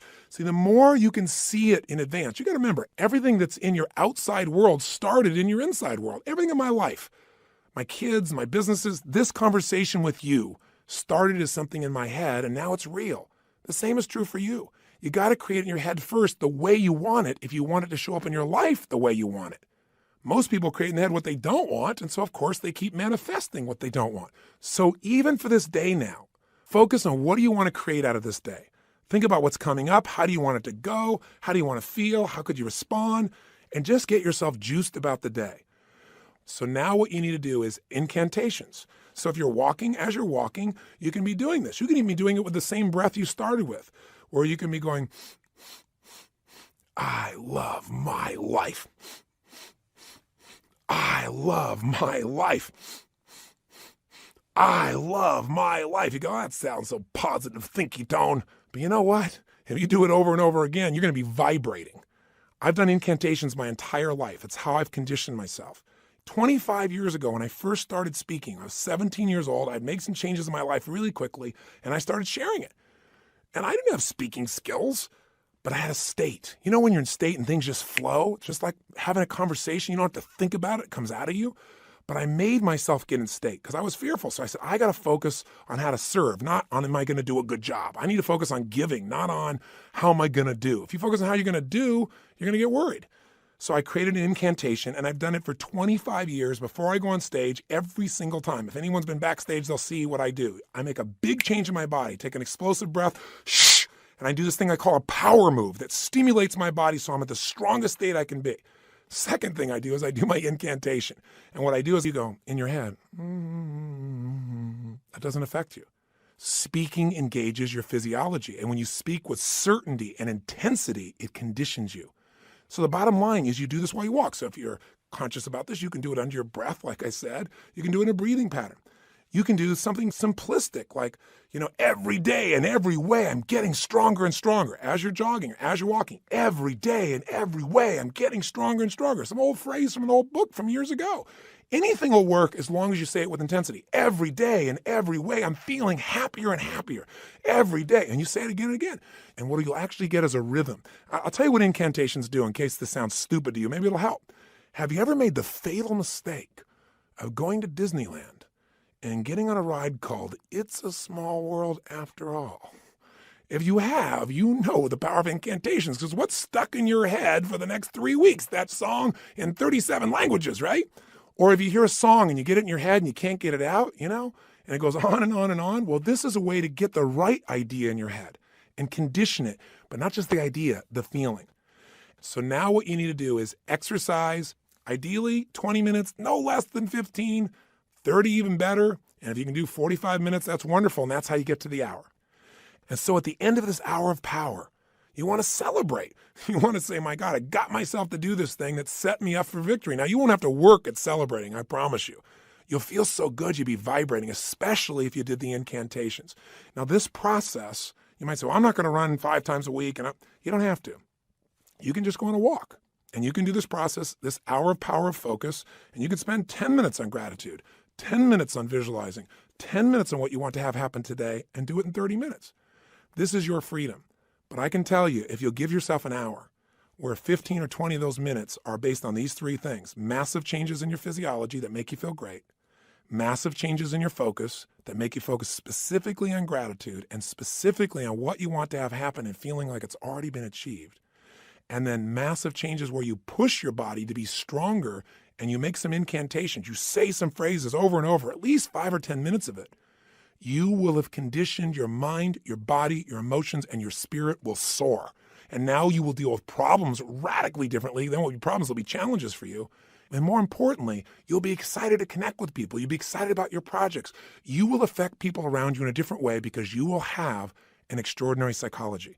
If you want an extraordinary body, it takes a ritual, doesn't it? A ritual of diet or a ritual of exercise. If you want an extraordinary emotion and spirit, it takes rituals. One of those that you might want to add to this hour of power is prayer. If you believe in prayer, this is it, and this is a form of it. Maybe the greatest prayer is not asking for things, but saying, thank you. Thank you, Lord. Getting in that place on a daily basis for no less than 15 minutes to fulfillment, and ideally the hour of power. I can promise you, if you did it for 6 months, your life will never be the same. Because all the research shows that if you even exercise for 6 months, you'll exercise for the rest of your life because it becomes physically addictive to you. If you get away from it, you'll feel pulled to do it. All you got to do right now is give it a week. or 10 days. Do this with me for 10 days, and I promise you, you're going to get some momentum. I don't know if I'll ever see you again. I don't know if you'll listen to another CD. But my goal was to do everything I could to get you to give yourself what you deserve and to tell you the 3 things that you got to take control of and to remind you of the fundamentals that your life is nothing but your emotions. If you get the right emotions, you'll work out. If you're determined, you'll work out. If you're determined, you can go on a diet, but most people are trying to go on a diet and they're not determined. You can change a state that fast, but you got to get the habit. Are you sold? I hope so, because the sale is for you. It's not for me. It's for you to create what you want long term. If you will do this, and you'll even do it 4 days a week, if you'll just get a habit that you'll commit to and not break, your pride will soar. Because when you just discipline yourself a tiny bit, and by the way, this doesn't feel like discipline, it feels like joy when you do it. But if you discipline yourself just a little bit, you get a positive habit you've consciously created, it spills over into all the areas of your life. And if you stay with me on this over these next 7 days, we're going to address each of those areas with the best tools I know of. And by the way, if right now you're listening to these first 2 CDs as just part of the Edge, you don't have the whole Get the Edge program, please give yourself this gift. Get on the phone right now or go on the web, follow through and get the rest of the week so that after you're done with tomorrow, if you have it FedExed, you can keep the momentum going, keep the results happening, and get real specific about what you're going to do with your body. A real plan for that energy, for your relationship, for your career, for your finances. So we continue this, and this doesn't end just with 1 CD. And by the way, if you're going to do that, the number to call, our 800 number is 1-800-898, corny as it sounds, Tony. Tony, which means 8669 if you don't want to bother to remember it that way. 1-800-898-TONY, Tony, 8669. Or if you're calling internationally, the number is 858-535-9900. 858-535-9900. Of course, you can see us on the web at www.tonyrobbins.com. 2 B's, ROBBINS.com. Anyway, not here to give you a commercial, but I don't want you to miss out on the specifics and to keep the momentum going. So please give yourself the gift. If you found value here, take action right now as soon as this audio completes. So let's wrap it up, and let me just thank you for listening, regardless of what you do. Right now, it's time to take some action. And what you want to do is starting tomorrow, or if you're crazy like me, you'll just go for a walk. Tomorrow, I want you to go do this first thing in the morning. I want you to start out your day by doing this hour of power, or this 30 minutes to thrive, or these 15 minutes of fulfillment. Just do it. The hardest part is the first step. The hardest part to get is momentum. The hardest part is get to the gym. So just do it, as they say in the Nike ads, and you'll get what you really want. So my friend, I plead with you. Give yourself this gift each day. I mean, this is really one of the most important decisions of your life. And I hope my crazy, outrageous approach pushed you in the right direction and didn't push you away. I hope somehow I found my way into your heart or your intellect or whatever part of you we've got to reach to push the button that launches your life to the next level, to the level it deserves to be. So this is the beginning of a brand new journey. And I'm really grateful that you've allowed me to be your coach in this first part of the process. I think we can make immense progress. So let's start taking real action. Let's not just talk a good game, you and I.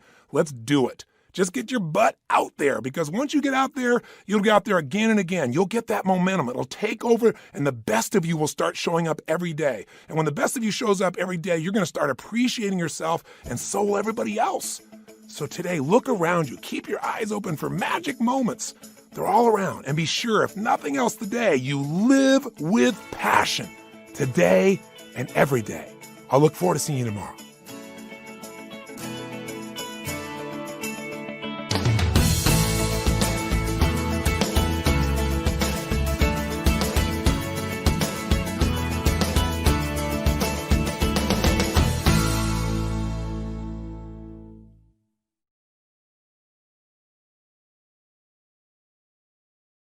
You know, the only thing that makes us feel good long-term is living life at our level.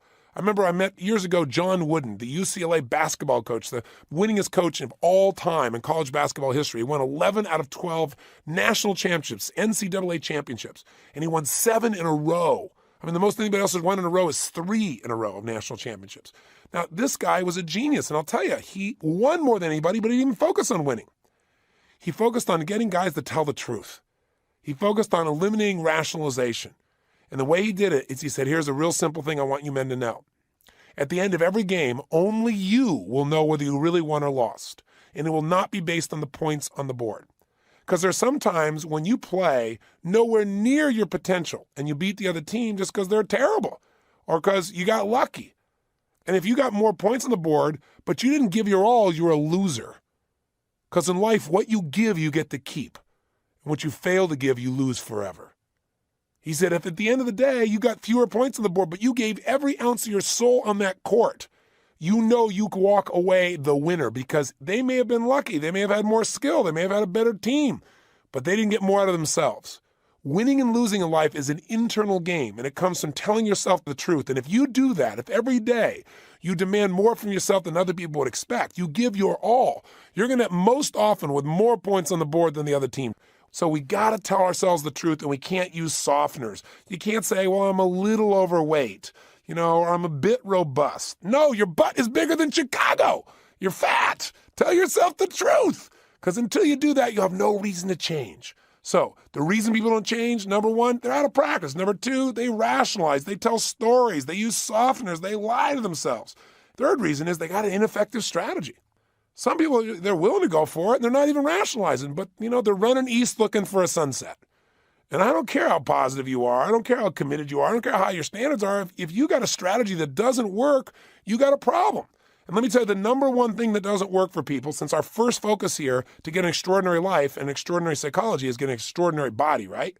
And if you're going to have that extraordinary body, you got to have this time to make it strong every day. Increase that metabolism. Feel that feeling of power and passion in your body. But you know what most people do? They want to look good, and so their primary strategy is change their diet, and they do that alone. Diet alone is never going to give you the level of health you deserve. It's a critical component. But diet alone is not enough, because what happens when you diet? Well, the very simple thing occurs. As soon as you start to diet, what are you doing? You're depriving yourself. Well, as soon as you deprive yourself, guess what happens? The body's not getting as much, so it starts to use some of the fat built inside of you, and sure enough, you start to lose weight. Step 2. But after you deprive yourself and lose weight for a while, there's a point when you get sick of depriving yourself, so what do? You binge, step 3. And when you binge, what happens? You gain back the same weight, usually a few pounds more, because when you go on a diet where you're limiting your calories, one simple thing occurs. The body knows it has to conserve its energy. So what it does is it gets better at storing fat. So when you finally go to eat, your metabolism is dropped. It takes less food for you to gain fat faster. That's why 5 days out of the week, you got to have your hour of power. You're out there moving, exercising, sweating at least to level 7 so you get that energy up. That's why you want to build some muscle in your body. That's why it's critical. Don't you deserve to create the rituals that for a lifetime will give you the health, the vitality, the energy you deserve? You won't get it by rationalizing. You won't get it by softening. You get it by telling yourself the truth and getting your butt in gear, but also making a strategy that works. Now, by the way, let me tell you why most people don't make the change besides the rationalization. They get hooked in another pattern. And that pattern is they get in what I call the pressure cooker.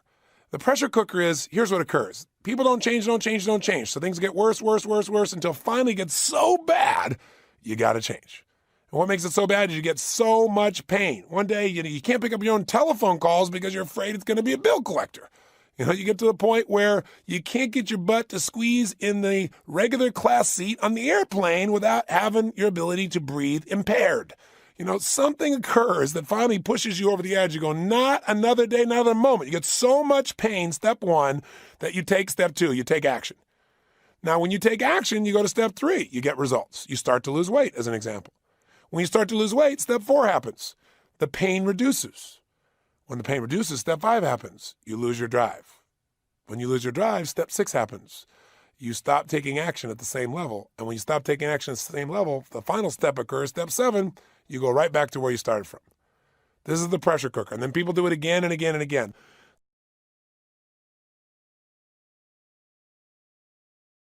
The way to avoid the pressure cooker is to walk yourself through the 7 steps of conscious change. And these 7 steps we want to use right now so that you really implement your hour of power, so you keep that advantage to your life, you keep that edge, but also so you get that extraordinary experience of connection with yourself, that time with yourself. Also, these would be the same 7 steps you'll go through to make a dietary change. So let's get to them real fast. Here they are. They're really simple. Number 1, get disturbed. Now you might say, get disturbed? That doesn't sound like a very sweet first step, Tony. Well, it isn't sweet, but it works. Because we can't possibly change unless we get ourselves disturbed enough that we're going to do something about it. What it really means is get honest with yourself. Don't use any softeners. Don't use any rationalizations. Don't compare yourself to other people so you can feel okay. Don't compare how you used to be and say, look, I used to be worse, so it's not that bad. All those things will steal away your drive. See, if you really wanted to get disturbed and you feel like you're overweight, then rip off your clothes right now and look in a full-length mirror and then turn around and look at the parts that you never want to see. You know, the parts that are scaring the family? Come on, let's be honest here. You know, you've got to see this stuff and you got to be truthful, don't you? Because if you're not truthful with yourself, you can never have the energy to change. You got to get disturbed. You finally say, no more, not another minute, not another day. If you're not willing to go for the full naked approach, you could put on some clothes that you used to wear and look in the mirror and feel the tightness. See, anything that can make you move. Now you say, well, my problem is not overweight, Tony. Then look at what you're missing out on because you haven't followed through, because you haven't made the decision, because you haven't spent the time with your kids, because you haven't been there having some date nights or some special time with the person you love. Get associated to the problem before it gets out of control. Make it worse than it even is if you need to get disturbed, because you need to get yourself to take action, don't you? You wouldn't have thought of something you wanted to change unless there was something about it that wasn't good enough. And the challenge is just getting yourself to get something visceral, something that'll move you. But if you're not disturbed, you're not going to change. It's that simple. And most of us, when we get disturbed, what do we do immediately? We immediately placate ourselves. We immediately try and get rid of the pain. Pain is your friend if you don't just live there, if you use it for drive. See, there's a reason you begin this pain. It's a signal to your nervous system saying, this isn't working, you must do something. But what we do is we pop an aspirin or a drug or smoke a cigarette or eat some more food or distract ourselves with TV. We find some drug of choice that's acceptable in society or in our peer group, and we kill the pain, and therefore we kill the drive. Drive is your friend. You will only have drive if you are disturbed. Get disturbed by getting really clear with yourself. When you have hunger, you'll move forward. I don't mean physical hunger. I mean a hunger for something deeper and richer. Hunger only happens by getting disturbed. Now, here's another way to get disturbed, not just look at how bad it is. Get around where it's better. Get around people who are playing life at a higher level, where they are really physically fit. They're strong. They're energetic. They're passionate. They're fun. They got a great relationship. Because seeing that will also disturb you, because you won't be able to separate the fact that your life is not like that. You can try to rationalize all you want, but the more you're around people who are playing life at the highest level, the more disturbed you'll get. You'll either run back to your friends so you can feel good about your life compared to them, or you'll join a new peer group. You want to be good at tennis? You got to play somebody better than you are, which is disturbing. And it creates drive and it makes you have to get better. Play somebody who's worse than you are. There's nothing disturbing about that. It's boring. It's not disturbing. And staying where you are is boring. So you got to get disturbed.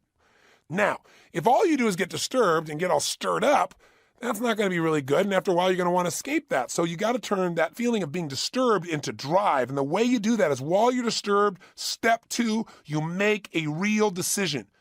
And that decision requires that you don't decide just what to do. Some people get disturbed about, let's say, their body and say, okay, I'm going to run 22 miles. They make a decision. But that's not what they want. They don't want to run 22 miles. That's the game plan. See, everyone who's successful has what I call an RPM plan. This is part of what we teach in the time of your life. An RPM plan means a plan that has 3 answers to 3 questions. Number 1, they know what result they're after. That's what the R is. They know what they want. The result, the specific result they're committed to. I've never met a successful person who doesn't know what they want, because your chances of suddenly bumping into what you want without knowing what it is are slim and none. Number 2, they know their purpose, which means they know why they want it. If you want something, I want $1 million. I want, 12% body fat. I want, this great relationship. Well, that's wonderful, but that's a should. What makes it a must is when you have enough reasons to make it happen no matter what, enough purpose behind it. Purpose has power. You can't just know what it is you want. You don't know why you want it, the purpose for it. And the M is you need a massive action plan. And a massive action plan means lots of ways to get the job done. Because if you say I'm going to run 20 miles and then you get to about 3 and you can't go another step and then all of a sudden you're tight as heck, now you're going to go, well, I can't run. Well, your purpose, your outcome was not to run. The result you're after wasn't running. It was to lose 20 pounds. It was to be energetic. It was to have your energy increased. So you're focusing on something you can't do instead of saying, I can lose the weight still because I must. Here's why, and here's my plan. Okay, I'll swim. The running didn't work, I'll swim. I'll walk. I'll do this. There are a million ways. You need a massive action plan. So get disturbed and then make a decision about what you want and why you want it. What's your ultimate vision? What's your ultimate purpose? So let's try this with you right now. Let's get honest. Let's take a moment right now. What is it in your life that is not good enough, and if you're honest, is really disgusting? You go, Tony, what's disgusting in my life? Thank you very much. Nothing. My life is perfect. Bull. Nobody's life is perfect if they're healthy. I mean, think about it. Anybody who's honest has a gap in their life between where they are and where they want to be in some area. If your body's perfect, then you don't have enough time. If your time is perfect, then you don't know your children. If your children are perfect, then your finances are screwed up. Come on, it's part of being human. So honest people can look at the gap, and because they can look at it, they can close the gap between where they are and where they want to be quickly. But you know what? As soon as you close it, you'll just create another one because you'll raise your standards. That's what life's about, right? So let's get honest. Right now, what's disturbing? I want you to turn this disc off, and I want you to do two things. I want you to write down, number one, what, if you're honest, are you unhappy about? In your career, in your business, in yourself, in your rationalizations?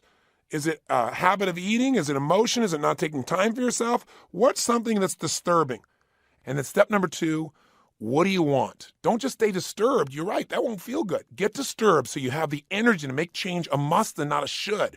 Write it down. What is it you're really tired of, you're sick of, you're going to change now? And then step two, make a decision. Write down what you really want now. What are you going to do instead? The result I'm committed to doing instead is this. I'm going to feel this way. I'm going to change my state. I'm going to stop telling my story. I'm going to schedule this time with my kids or with myself. I'm going to work out. I'm going to hire a trainer tomorrow. Make a decision. That's where all the power is. Don't just say something like, I want to make more money. Fine, here's $1. Get out of here. Don't say, I want to lose some weight. Fine, lose a pound and get out of here. You've got to be specific about what it is that's disturbing you, why it's disturbing you. And then secondly, write down what are you committed to now and why. Then turn me back on. Go, do it right now. Don't you keep listening to me. Turn this off. I don't care if you're in the car. You can still do this. Come on, turn it off. This is about taking action. You don't get the edge by talking and listen. You get the edge by doing. Let's do it. Come back to me when you're done. Bye. Okay, welcome back. Now, what did you learn and what did you experience? I had some people here in the studio while we're doing this tape. I asked them to do the homework and see what experience that they've had. And they said it was a bit painful. I hope it was for you because, two things drive us in life, pain and pleasure. And what you're really doing in this process is by discovering what disturbs you is you're tapping into the power of pain when it's used intelligently, when it's used with your capacity to create drive. Remember, if you don't get disturbed by anything, something that's undisturbed is not going to move. It's certainly not going to make it through the obstacles that are necessary to achieve something of significant value for your life. So once you do that, though, you don't want to just be disturbed, as I said. You've got to now focus on, okay, this is not good enough. That's good. That creates energy. Now that it's not good enough, what do you want? Because if you stay focused on what you don't do, what you're not following through on, what you're unhappy about, then all you'll do is continue to rotate through the emotion that makes you disempowered. So you got to get clear on the result and get as specific as possible and then know why you're going to follow through, why it's a must. Now, let's take a couple of examples, typical things that I hear and some things that we actually heard here in the studio as well. One person here said there were actually two things that were disturbing him. He said the first one is that he's got this great workout equipment. He spent all the money and all the energy to make sure he got the very best stuff. He configured it, organized it so that it was ready to go, but he just doesn't work out. The reason is he goes through all those things we talked about earlier, right? All the stories about he doesn't have time. I'll get to it tomorrow. I said, but what's really disturbing about it? So what's disturbing is that it's inconsistent with me as a person because I'm an achiever. I make things happen. And he said, I'm not following through. And he said, what's really disturbing, honestly, is I know I'm not doing it because I'm getting older and I realize I don't have the same capacity as I used to have. And I refuse to grow old, so rather than face the fact that maybe I'm lifting a little less or I have a little less aerobic capacity than I had before, I just kind of say, I'll do this tomorrow. Now, the truth of the matter is, to educate him or anybody else, they've been doing research over the last 10 years at several universities here in the United States where they're taking people who are in their mid-60s, people who have never worked out in their life, and training to lift weights as an example. And they're developing within these men and women in their 60s the same level of muscular strength as men and women in their 20s and 30s. So it may not be that you're getting old as much as you've gotten older, you've made less of a priority to use these muscles in a way that puts a significant demand on them. It's like osteoporosis. Research now, all the doctors now see that if you don't make demands on your bones, they get weaker, they don't get stronger. But the point of the matter is that's what was bothering him. And he said that what he really decided is he really is committed to working out on a consistent basis. And of course, he could make that more specific, 3 times a week, 2 times a week, because if he makes it general, he still won't achieve it. You won't have a way to measure whether you're making it or not. And then he said the why for him is he really truly wants that sense of passion, that energy, that sense of vitality back in his life, and the sense that he's able to conquer things. Now, he said another thing that disturbed him, he was on a roll. He went for 2. He said the other thing was that he's been a songwriter for years, and he said 20 years ago, Johnny Mercer, the guy that wrote Moon River and some of those classic songs, was the person who told him, you write for the wastebasket. This is what made him successful.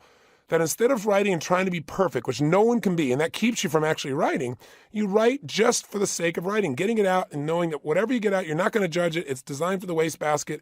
And what that does, it gets momentum going. And then pretty soon you start to actually get results.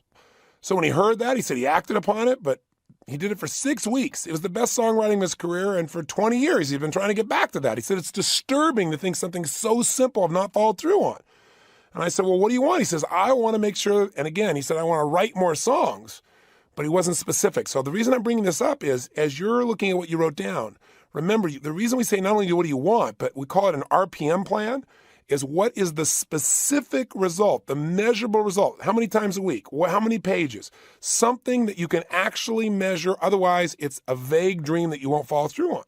By the way, he said, throughout the day, he said, I have this vague feeling that like songs are ready to be born, but he said, I don't pick up the pen and paper. And he said, and I never even get pregnant. So this is a process. And I said, why do you want this? He said, because I am a songwriter. That's my purpose. That's what I'm about as a human being. And not to do this is not to be fully alive. So what have we got within this man? Well, we've got 2 areas of his life that he's disturbed about. And he said it was painful to do this, but that's good. Because even though he said it's painful, it's interesting, his energy increased as he talked about it. And you can see as I'm talking right now, I can see him through the glass. He's kind of nodding his head. And, you can see him. He's like getting more committed. Because commitment comes because there's something sizable on the line. Both pain if you don't fall through and pleasure if you do. Now, we got to refine it. He's got an R and a P to his RPM plan. He knows the result. He knows the why. That'll give him drive. Now he's got to come up with a map. What's the massive action plan? What are the little and big things he can do immediately to get results? Because that's the 3rd step we're going to go through in these 7 steps to get yourself to create lasting change, lasting improvement. Whether it's getting you to do your hour of power or make a dietary change, you're going to have to get disturbed with what you're doing, and you're not going to change your diet. You're going to have to get yourself to make a decision about what you really want specifically and why you want it. So once you decide, the why will get you to follow through. And then step 3 is you've got to come up with a real plan.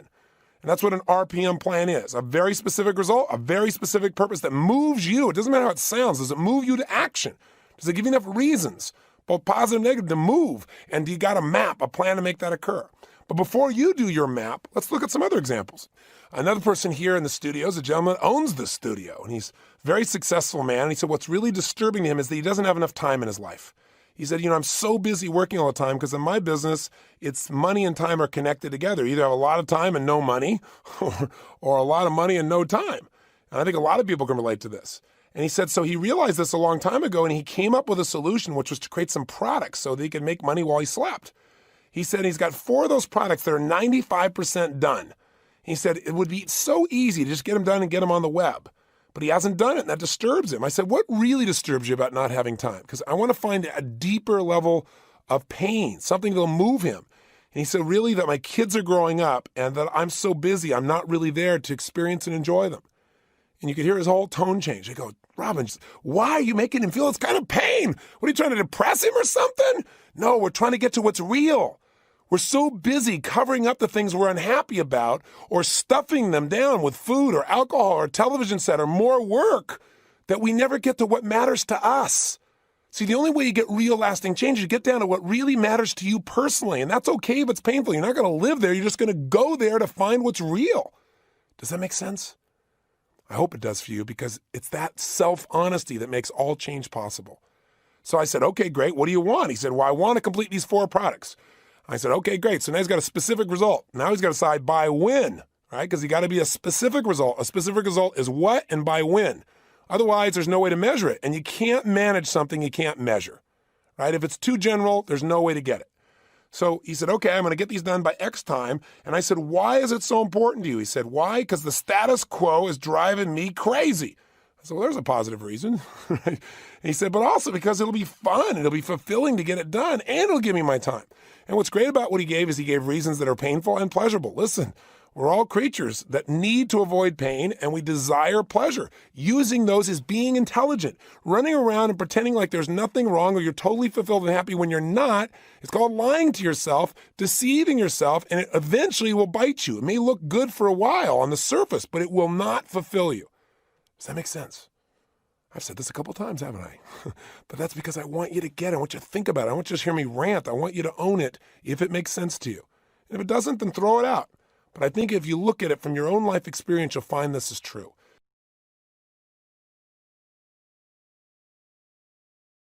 So let's go to step number 3. Step number 3 is you got to create a real plan. Now, we've already begun that because an RPM plan, and by the way, we call it RPM because RPM stands for the Rapid Planning Method.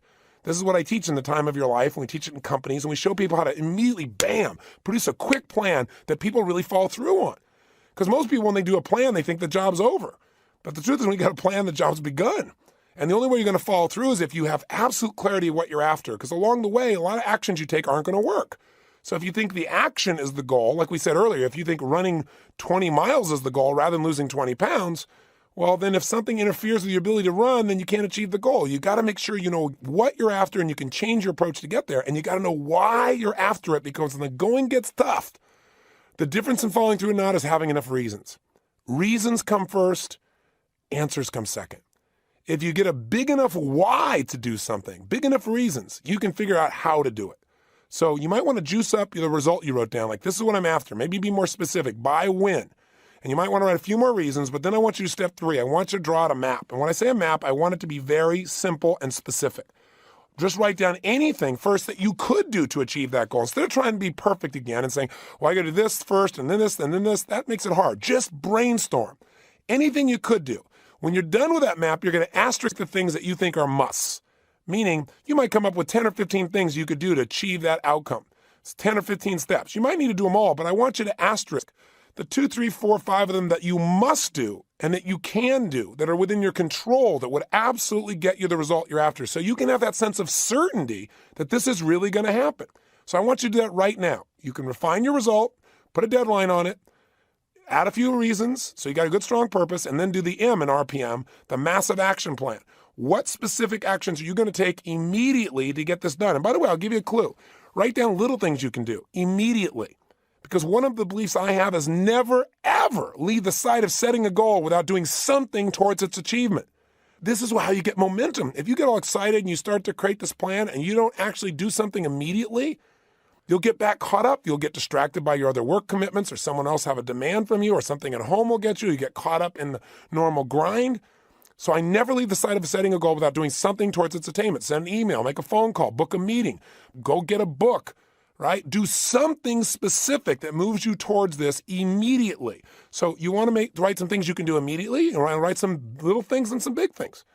One of the ways to get a really great plan is do something that really commits you in that action.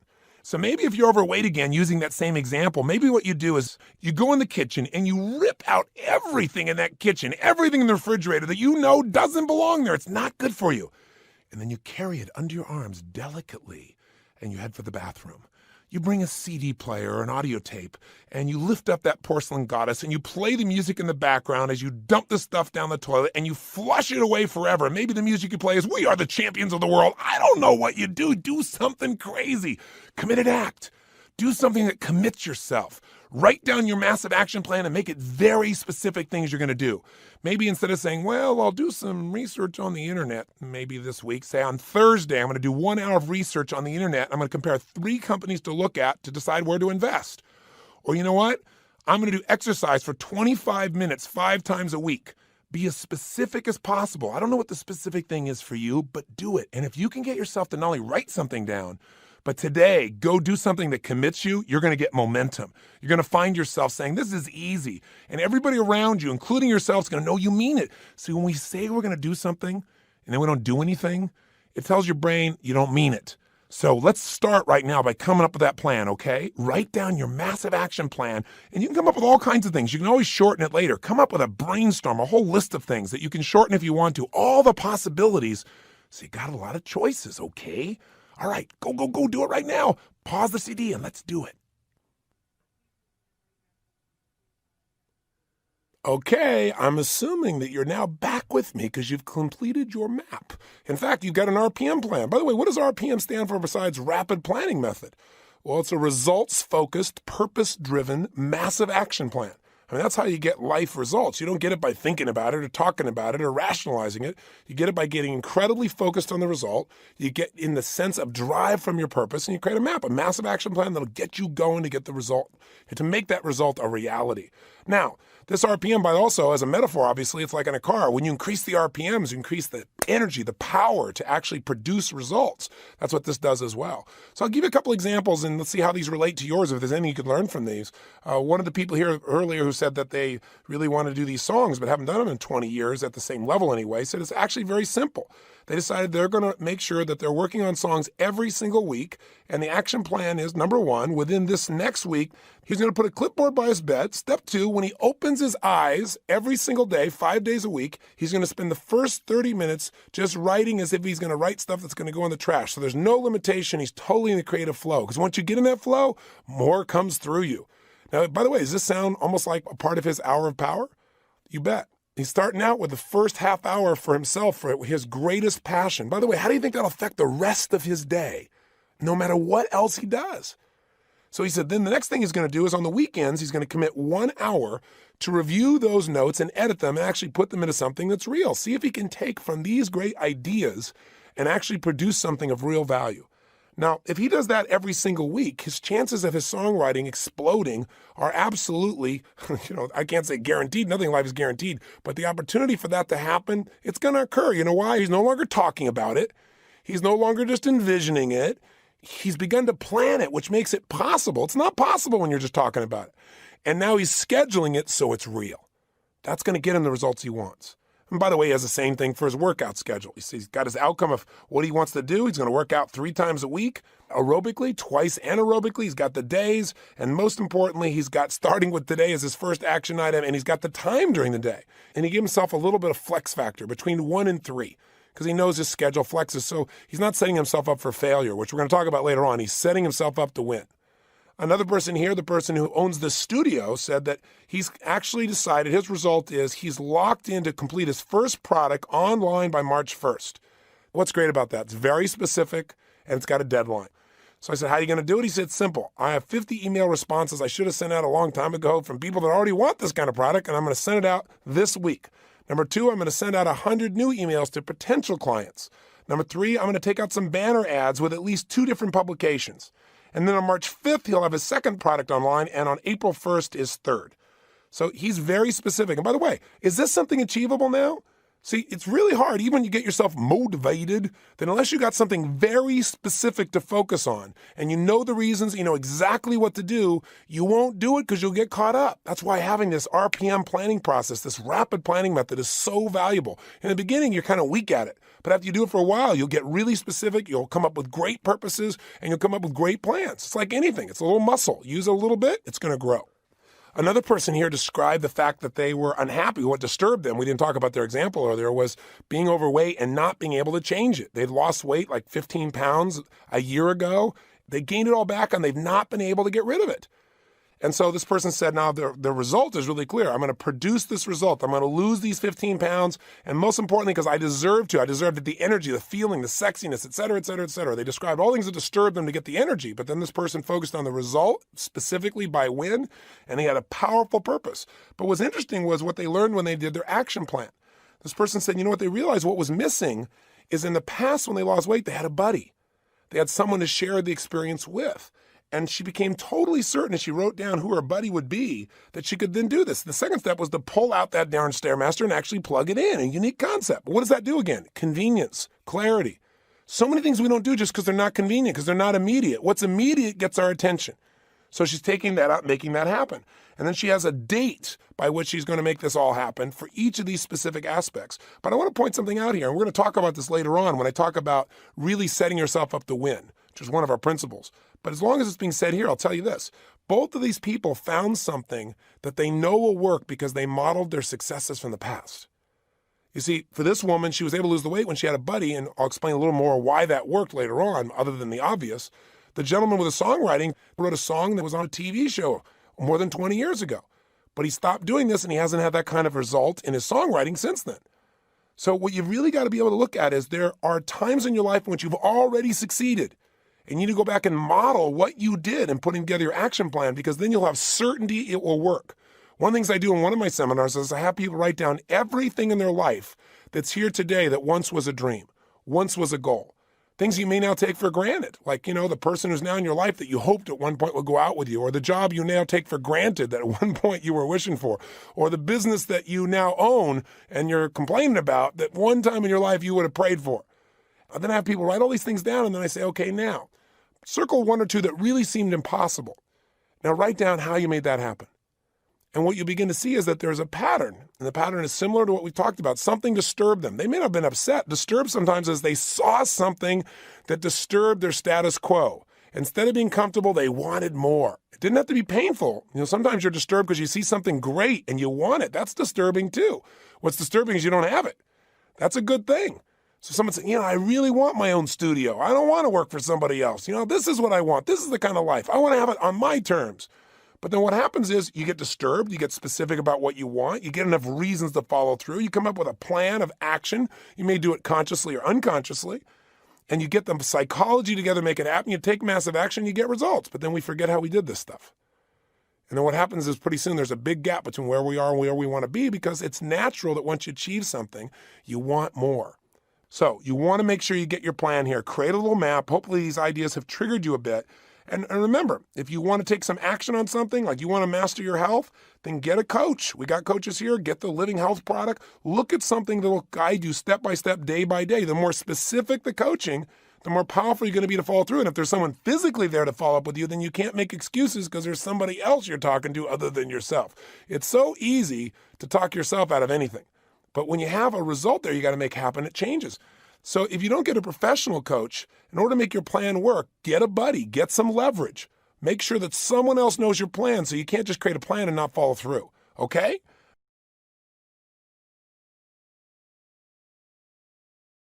I know I'm a little nuts, but I really want you to get results, because guess what happens as soon as you come up with a plan?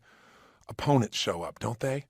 Yes, there's 3 kinds of opponents. If you read any good story, you watch any good movie, as soon as the main protagonist has this desire and they get excited about it and they come up with a plan, then sure enough, opponents come to oppose it. That's what creates drama in your life. And there's 3 opponents. Number 1 is the external opponents. That's going to be all the other people. They're going to call you in the morning, or, by the way, if you want to do this in the evening, obviously you can do this evening, or at your lunch break. You can do this hour of power at whatever time works for your schedule or for your body. But the ideal time, again, is in the morning. But the point is, the minute you try to do this, the opponents show up. The phone starts ringing first thing in the morning. There's all these other projects, all these other demands that all want your time and attention instead of giving it to yourself. And when you come up with a plan, the same thing happens. All kinds of resistance will show up. And if it's not from the external opponents, it'll be from the intimate opponents, the people close to you who love you dearly, but they don't understand. You got to have time for yourself. Your kids want this and want that, but if you don't take time for yourself, there's not as much of you to give them, is there? Same thing for your spouse. The people around you, your friends who don't understand why you can't talk to them right now. Take those friends on a run with you, on a walk with you. Get them to do the hour of power. I love to do this with my lady. It's one of the great things we share together. We do it side by side. And then after end, we share our celebration. But also there's the internal opponent. The parts inside of you that are conflicted, saying, yeah, I really want to do this, but I also want to do that. You've got to put the opponents at bay. And the only way to do that is discover what are the beliefs, which is going to be our next step. What are the beliefs that are conflicting you? What are the beliefs that are stopping you? See, whenever you're upset about something, it's because of the beliefs you have. Beliefs control behavior. Whatever you do it because of your beliefs. And you may not know what those beliefs are because often they're unconscious. So we're going to discover the beliefs that may be holding you back and the beliefs that will move you forward. But I have to say this to you. You've been extraordinary. You've listened to me babble and dump the whole load on you at an incredibly intense pace. Something that most people go through a seminar for, you've been doing in this results workshop. So I want to give you a chance to have a victory right now if you want to limit your time today. So if you want to stop now just for today and start tomorrow with beliefs, you're welcome to do so. But let's remind you, here's what you've done today. You've gotten clear. You've got to get disturbed. You can't accept things. You can't make it, it's okay. You got to say, never again. This is done. Not within a minute, not within a day. This is changing. Step 2, you got to make a decision about what you do want. You don't want to just be upset. You want to be sure what you're after. Something that'll get you to stay up late, get up early, and really go for it. Something that drives you. And then thirdly, you got to come up with your initial plan, that massive action plan. We don't get excited. We don't change things by a little action here or there or trying something. We do it by just going full force at something and taking some massive action right now. So today, if you want to, take some action right now. Review what you've done in your journal. Take an action today. Turn the CD off. Or if you're one of those people that just can't stop, that wants to complete this workshop right now, that's as insane and crazy as I am, then continue to listen to this CD and we'll go to step number 4. And that is, you've got to change your limiting beliefs. First of all, what is a belief? We think of a belief as a thing when a belief is really a feeling. What a belief is a feeling of absolute certainty about what something means. If you believe beyond a shadow of a doubt that if I invite you to walk across fire, you're going to burn, then there's no way you're going to get yourself to do it. But if you're familiar with my Unleash the Power Within weekends, then you know for a fact that we've had literally 750,000 people from every age, from 7 years old to 87-year-olds that have crossed this fire. If the only thing stopping us is a belief. See, if you don't believe you can ever get yourself at 6 a.m., you're never going to. If you believe you have to have 8 or 9 hours sleep, you're going to make sure you get it because you don't believe you'll function without it. As you believe, so is it done unto you. Sound familiar? Whether you believe you can or whether you believe you can't, you're right. Because when you feel certain about something, you're going to find it. You're going to make it happen. If you're certain that you can't succeed, you're going to look for all the reasons why you shouldn't even start, because who wants to fail? Beliefs control our behavior. Now, sometimes the belief is unconscious. Like, you've been taught your whole life, look before you leap. But you're also taught he who hesitates is lost. Figure that one out. Very often we have conflicting beliefs, but I can tell you this, whatever you're feeling, and whatever you're doing is usually based on a belief, and you may not be conscious of it. If you're starting to feel really angry or really frustrated or really sad, I'll give you a little question to ask yourself, and I'll probably talk about this a couple of times, and that question's simply this. What would I have to believe to feel this way? What would I have to believe in order to feel this way? See, for me to be angry about this, I have to believe that this person has control of me and I can do nothing about it. Well, when you start to realize what you'd have to believe to feel a certain way, you start to say, wait a second, I can do something about it. That isn't true. And it breaks the hypnosis that the belief has. It takes away the certainty that you're at the effect of things and gives you the opportunity to take control. Does that make sense? The same thing can happen if you're feeling really sad. Why am I feeling sad? Well, in order to feel sad right now, what would I have to believe? I'd have to believe that nothing can ever get better, that I'm overwhelmed and I can't change anything, that, I'm at the effect of it all. But you know what? We all know that's BS. Belief systems, right? But see, when we tell ourselves something over and over and over again with enough emotional intensity, we start believing it. It becomes an incantation. Most of our beliefs are things that we heard or saw, we felt a lot of emotion about, and then we repeated it to ourselves again and again unconsciously or consciously until we felt certain. And certainty is such a great asset when you get yourself certain about what you can achieve, what you can do, what you can change, what you can make happen, who you can love, what you can connect with, what you can create. But when you're certain about your limitations, you got a real challenge. And you know what? Most people know more about their limitations than their assets. Do you follow how important this is? Psychology is everything. You got to get disturbed. You got to get clear on making yourself a decision about what you're committed to. What's that result and why? You got to get a plan, a real plan, and you got to schedule that plan. And you got to make sure you got a set of beliefs in place that you've decided to live by that will get you to follow through on a constant and consistent basis. Let me tell you what's great. As soon as you start to get any results at all, you'll get momentum, and with that momentum, you'll develop new beliefs. So if you can just get yourself in gear, you're going to get the kind of results you want. So here's what I want you to do now. I want you to write down, in the past, what are all the beliefs you've had that have kept you from following through on this goal? So if you said, well, I've been wanting to write songs forever and I haven't done it, now be honest with yourself. In order to not follow through, what did I have to say to myself? What did I have to rationalize? What were my beliefs? Well, I don't have time for this. You've said some of them before, but I want you to write down the specific beliefs and then write down what are the beliefs you're going to live by now that will get you to follow through. So if your old thing is workouts equal pain, and the new one is not working out is the ultimate pain because being disappointed with myself is the worst emotion on earth.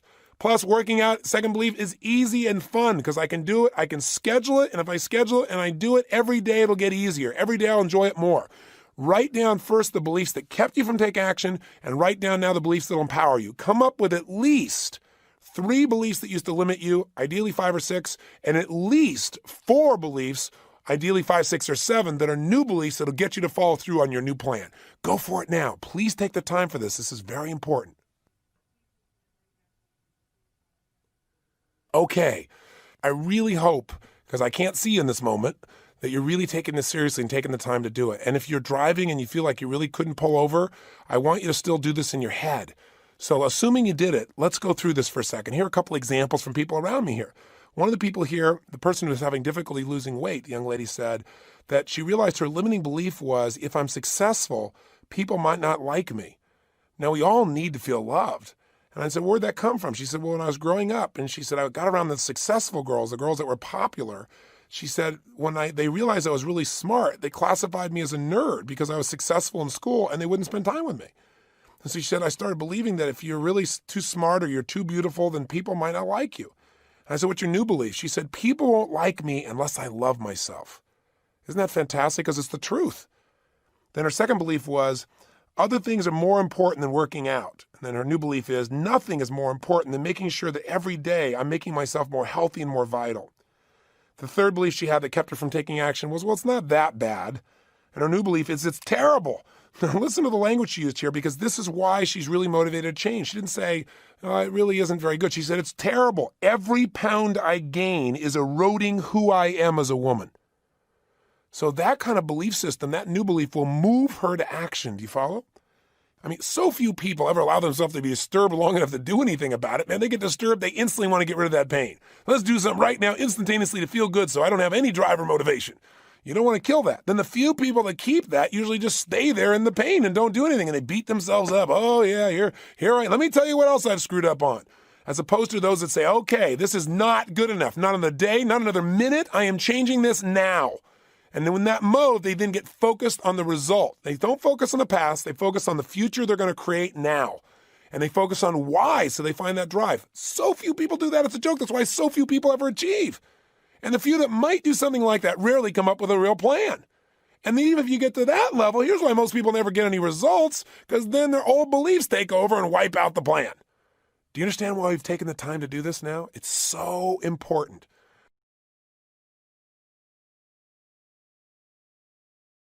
Here's the last two real quick. Step number 6, take massive action. And when do you do it? Well, when would now be a good time? Right?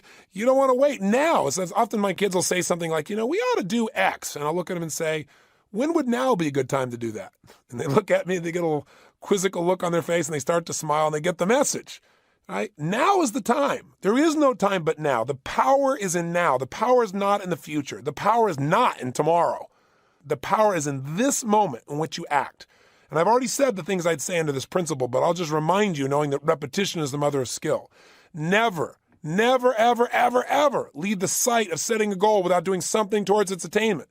And the more massive the action, the more committed you are. So again, instead of saying, well, I need to change my diet, go home and tear everything out of the house and throw it down that toilet, like I said. Go do something crazy. Go do something outrageous. Do something you would never normally do that will commit you to following through. Burn the bridges behind you so you have to move forward. This has power. Nothing great happens by having little goals with little action. You got to have big goals. That's what inspires you, and big action that makes it possible. And I'll tell you, massive action doesn't mean it has to be a lot of work.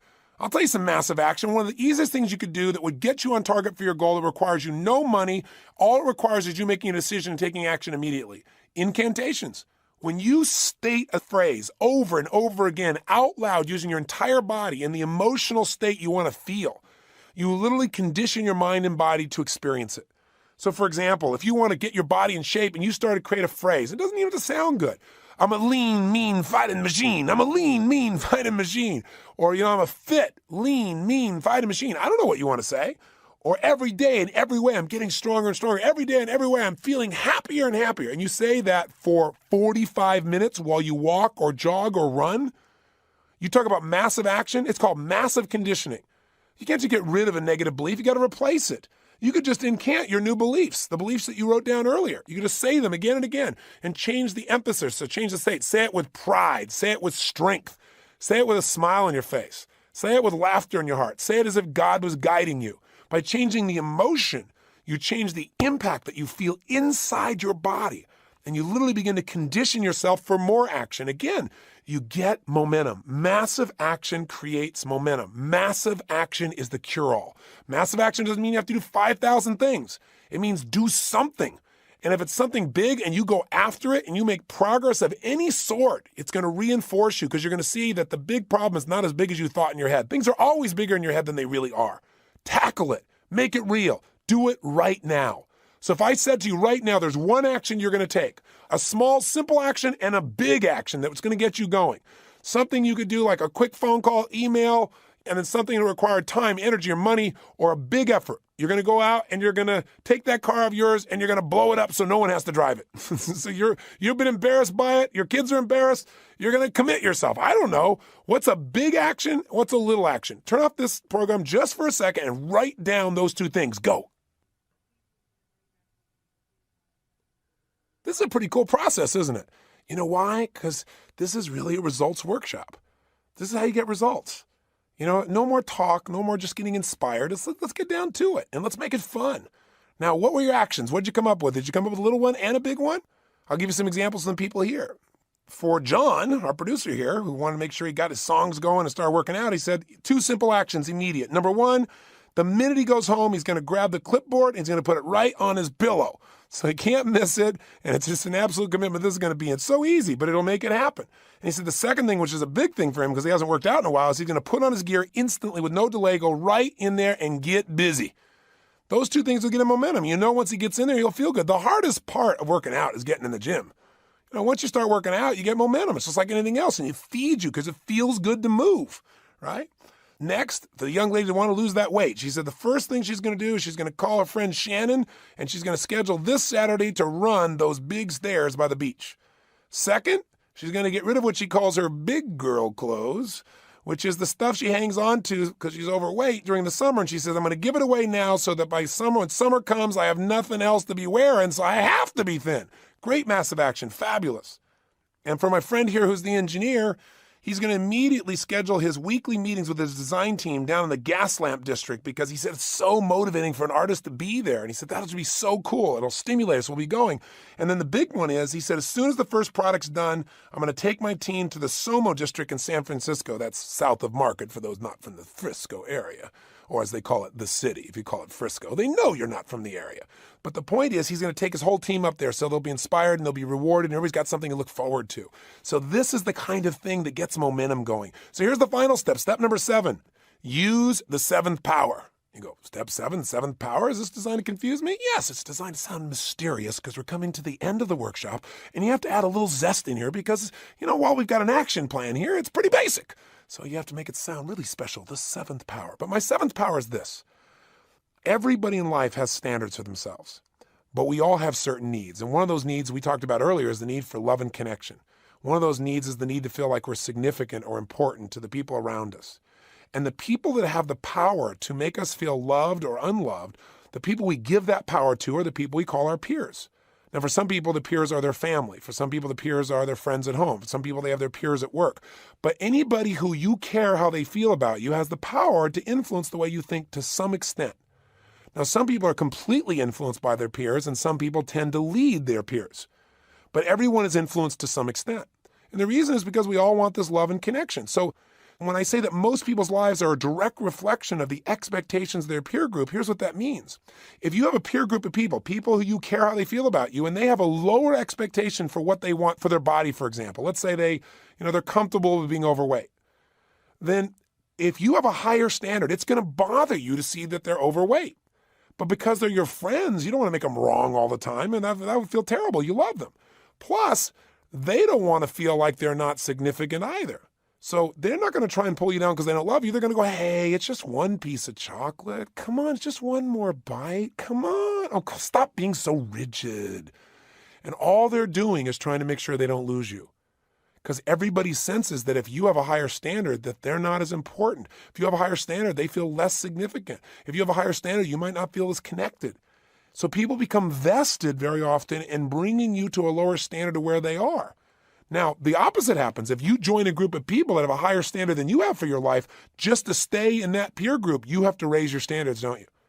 To be a Marine, you got to raise your standards. To be in the airborne, you got to raise your standards, right? If you're going to play tennis and you're playing against people much better than you are, you're going to get better because you have to, just to stay in rapport, just to stay in the game, just for them to want to visit with you. because otherwise they're going to get bored. And that's true of emotions. That's true of spirit. That's true of economic success. That's true of how much negativity you're willing to put out or not. Whoever you're around, here's the simple thought. Whoever you spend time with is who you become. If you lie down with dogs, you come up with fleas. It's an old phrase. It's another one of those cliches, but it is so true. Because who you spend time with is who you become, because eventually, if you got higher standards, one of two things are going to happen. Either you're going to get them to raise their standards and you're going to lead them to a new level, or you're going to get frustrated, burn out, tired, or going to comply with their standards sooner or later out of your need for love. So in life, here's what you got to do. A lot of people say, yeah, but my peer group's my family. Oh, no. Here's what you got to do. Love your family, pick your peer group, right? Because a lot of family members are not the right people to be influencing how you feel, because a lot of them have their own stuff. So you got to pick your peer group and love your family, because you got to love your family whether they're nice or not. That's just about being a human being, right? So when I say to tap into the seventh power, it's the power of environment. It's the power of picking a peer group that has a higher standard. So if you want to make sure this plan you follow through on really occurs, you got to get somebody else who's already living that way. If you pick a buddy who's also struggling to work out, the two of you will find yourself at Starbucks instead of at the stairs. You can't let that happen. Find somebody who's already succeeding. That's why hiring a coach is so valuable, because you know they can't cop out. That's their job, and you know they live it every day. You got to get around people with a higher standard. Now, if you get that person and you take your friend with you, and the two of you have someone who's a higher standard, and you both care how they feel, or you've hired them so you have to follow through, then you got a different game, don't you? Then things are going to actually occur. That's why I so believe in coaching. I mean, my favorite thing is to make sure that when somebody has an immersion program like this, there's someone to walk you through making sure you take action. So I really encourage you to call our company and get yourself a coach. Start out for 90 days. At the end of 90 days, if you're not thrilled, you can end it. But you won't. You'll find these coaches will make a difference in your life long term. Because what coaches are people that have a higher standard, and they have an entire focus to make sure you follow through, and you can't manipulate them. Because they care about you, they care enough to not let you lie to yourself, not distort things. And they'll help you get disturbed if you're not. And they'll do it in a way that's elegant and respectful. They'll help you make these decisions. They basically get you to do these 7 steps on a regular basis instead of you hoping that it works out. So that's why coaching's so valuable. But you got to create an environment where you are reinforced for doing what it is you're really committed to. You've got to make that happen if you're going to succeed. And by the way, pick an environment that also reinforces you, like we talked about earlier, for the small wins.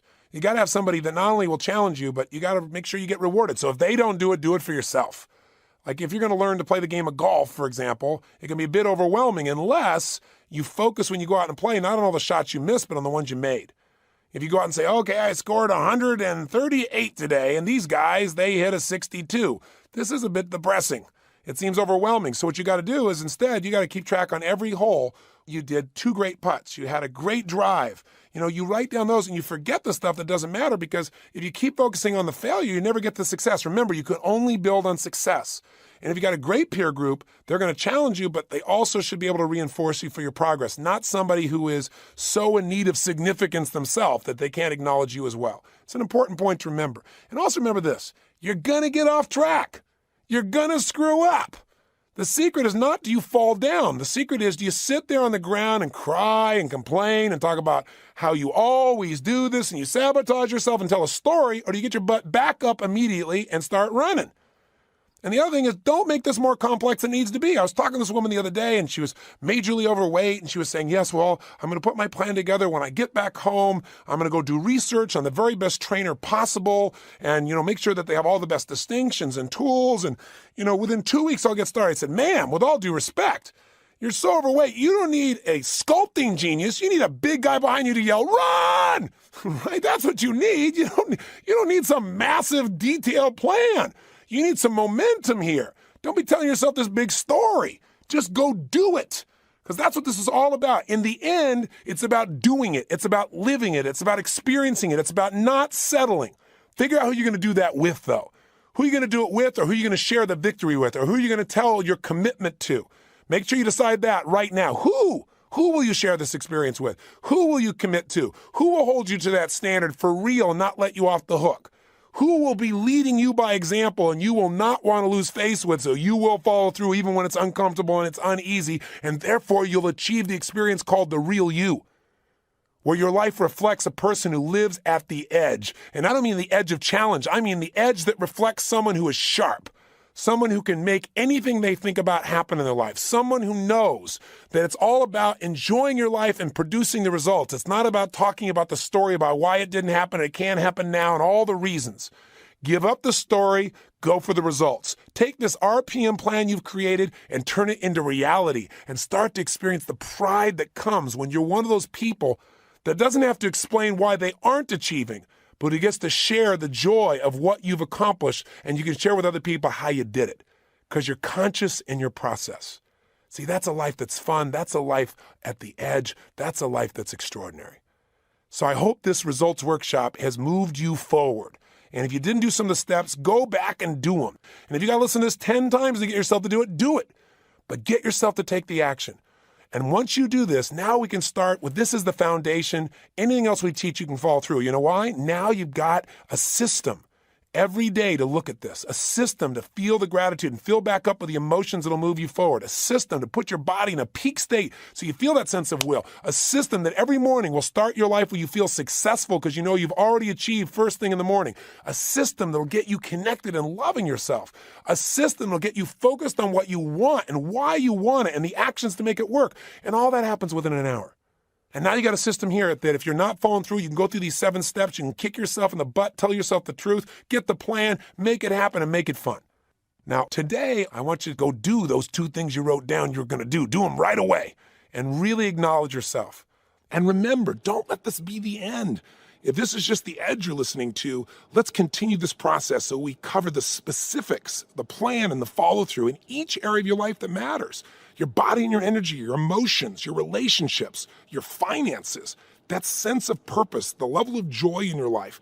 Let's continue the immersion together. And if you're going to do that, call me right now and let me continue to be your coach. You know the number, 1-800, remember, 898-TONY, T-O-N-Y, 1-800-898, it's Tony, 8669, or go to the web at tonyrobbins.com. Listen, I just want to let you know it's been my privilege to be your coach. And I want to thank you for taking this journey with me. And I look forward to being with you again tomorrow. Till then, God bless you and live with passion.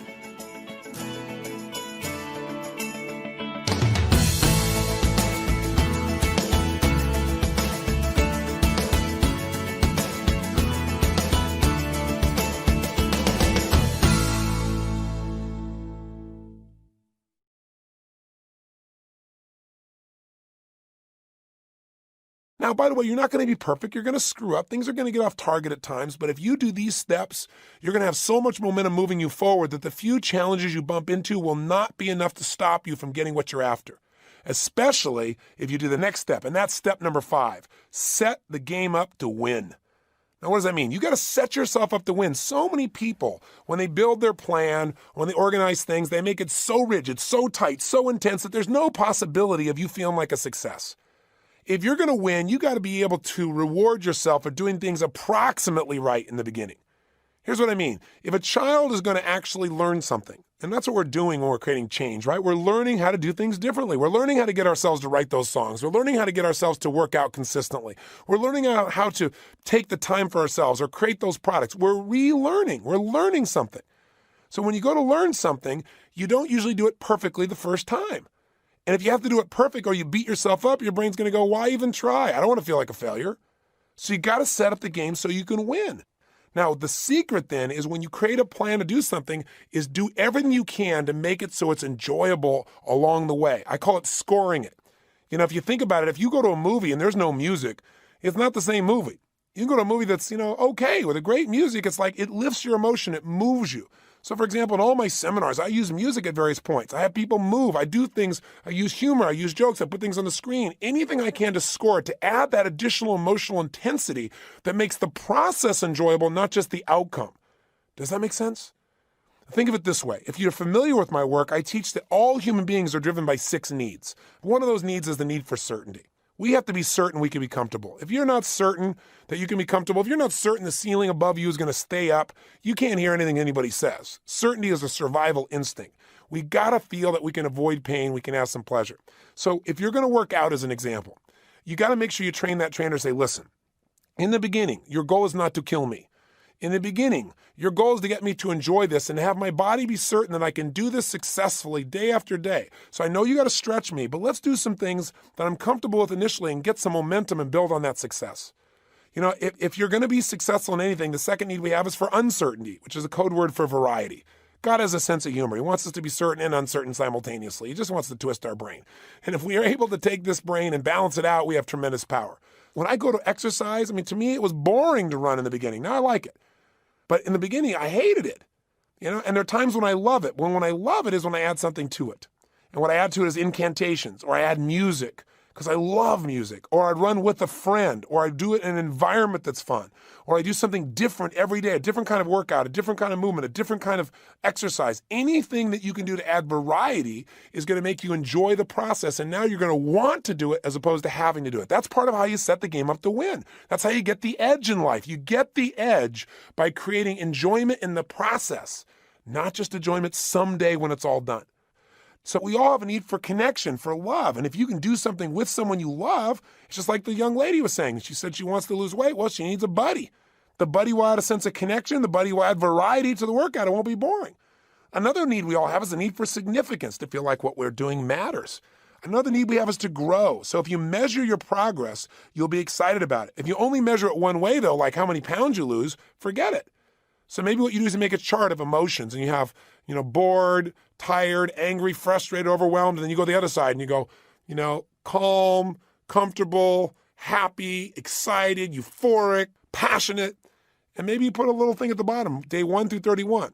And then you just chart 2 or 3 times a day. You write down the time of the day, and right, here's where I am. And you mark it, and you chart. As you work out, what happens to your emotions? As you do this morning ritual I told you about, this hour of power, chart where you are after you've worked out.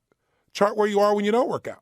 It'll be real obvious. You'll see you're way up at the top in the peak levels of life and the peak emotions, right? The upper levels whenever you do these things to your body, and you'll feel the lower levels when you're not. Measure more than just weight loss. Measure anything that can give you growth. We all have that need to feel we've grown. So the more you measure things, the more you reinforce it, the better you feel. And finally, contribution. If you can find a way that by working out you're contributing, most of us will do more for others we care about than we'll ever do for ourselves. So there's so many ways to meet your needs. You want now to say, whatever the tasks are at hand, what do I need to do so that I enjoy the process? What can I do to score it? If it's working out, can I add music? Can I work out with a buddy? Can I pray while I'm doing this? Can I do incantations while I'm doing this? What can I do so I'm comfortable? So what can I do so I have different kinds of workouts, so I have variety? What can I do to meet some of these needs so I enjoy the process? Whatever it is. And if it's not working out, if it's building a new project, or if it's losing the weight, or whether it's writing the songs, whatever it is, I want you right now, just come up with 2 or 3 ideas. That's all. You can add this later, that can help you look forward to doing the things that will be necessary in order to achieve your goal. In order to achieve the result you want, what are some things you can do while you're doing it that you can focus on, pay attention to, notice, appreciate, or enjoy that'll enhance the experience? Just take a minute to do this. Write down 2 or 3 things. Turn off that CD and come right back to me. Bye. Okay, so what did you do to juice it up for you? I can tell you the areas people tend to do is they tend to think about things or focus on things they weren't focusing on before. Like one of my friends here was saying that, he realizes that he feels so happy. He feels what he called an abiding exhilaration when he's worked out. He said, it's like joy is always in the background of my life. And he said, I miss it. And he said he feels connected to God, connected to his creator when he writes songs. For the young lady who wanted to lose weight, she loves to read trashy novels, but never has such time. So she said, now I can get on a Stairmaster if I can read myself a good trashy novel while it's happening, then I'll have no pain. I'll be involved in the whole story. That's what'll make it work. She said the other thing is she loves locations. She loves outdoors. She loves, cross-country type environments, or running the stairs that are by a beach. She said, or some really intense terrain. She loves both the view and the difference in the terrain, the variety and the challenge of that makes it significant for her. So those are some things that she added to her list. So all of us can juice things up. The more we juice it up, the more we set up the game to win.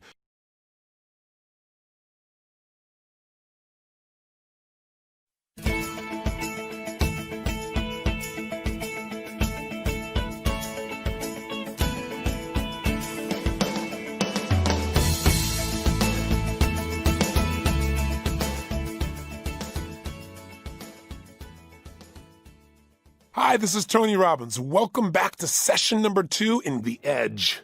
How do we transform our bodies, our emotions, our finances, our relationships, and our life? First, I want to congratulate you for making it to session number 2, because as you probably know, and this blows my mind, most people will invest in a book, a tape, something can change their life, and the minute they get it, they feel comfortable. The minute they get it, they feel no more drive to create a change. And so they look at the package and they feel good and they put it on the shelf. Very few people will ever read past the first chapter in a book, for example. I remember reading years ago that less than 10% of the people who buy a book read past the first chapter. Well, the first session in an audio program is the equivalent of the first chapter. So if you're here, I know you're one of the few who do versus the many who talk, and I want to welcome you back. Here's our focus in this session. There are patterns of success and there are patterns of failure. What I mean by that is that success leaves clues. People who succeed are not lucky. People that are physically fit and vital and healthy and energetic are not just born with that. They have a pattern of things they think about and they do. So in our first session, we wanted to get you to establish a pattern, an ultimate pattern that would give you time with yourself so that you would focus on the things that matter most and not get sucked into the hypnosis of the culture that says just go, go, go, go, go, and maybe one day wake up someday and you'll be happy. You know, someday when I have more money, someday when my kids grow up, someday when my kids finally get out of school, someday when I find that person, someday when I get that raise. But of course, the road to someday leads to a town called nowhere. It never shows up. So what I really want to do with you today is I want to have a session with you that I call a results workshop. This is not just listen passively and kind of understand stuff. Well, you can do that in the beginning. But I'm going to take you through 7 steps that will help you to absolutely take yourself from having an idea to actually making it work, from having a complaint to having the results you deserve. And it's really simple and we'll make it fun. But first, before we do that, one of the things we got to look at is what prevents you from following through? What's preventing you from taking action? And let's relate this both to what we talked about yesterday and creating this beautiful hour of power, this commitment to yourself, this connection with yourself. But let's also relate it to dietary change or any other change that you want to make. Why don't we follow through? And then let's say, what does it take to follow through? And then let's just do it. Well, the first thing to realize is the difference in people's lives is the difference in their standards. Now, I know that sounds pretty darn basic, but when I say to people, what does it take to change your life? The first thing I always say is raise your standards. Now, what do you mean raise your standards? How basic can you get? What I mean is you got to turn your shoulds into musts. Everybody's got a list of shoulds. I should do this. I should follow through. I should go on a diet. I should do my hour of power. I should spend more time with my kids. I should make more cold calls in my business. But they don't actually do anything. What you got to do is make it a must. When something is a must, you follow through. But most of us don't because we think, it's too big a task, or it's overwhelming, or we just flat don't really believe that we're going to get the result. Very often what we do is we focus on the process we have to go through instead of the outcome.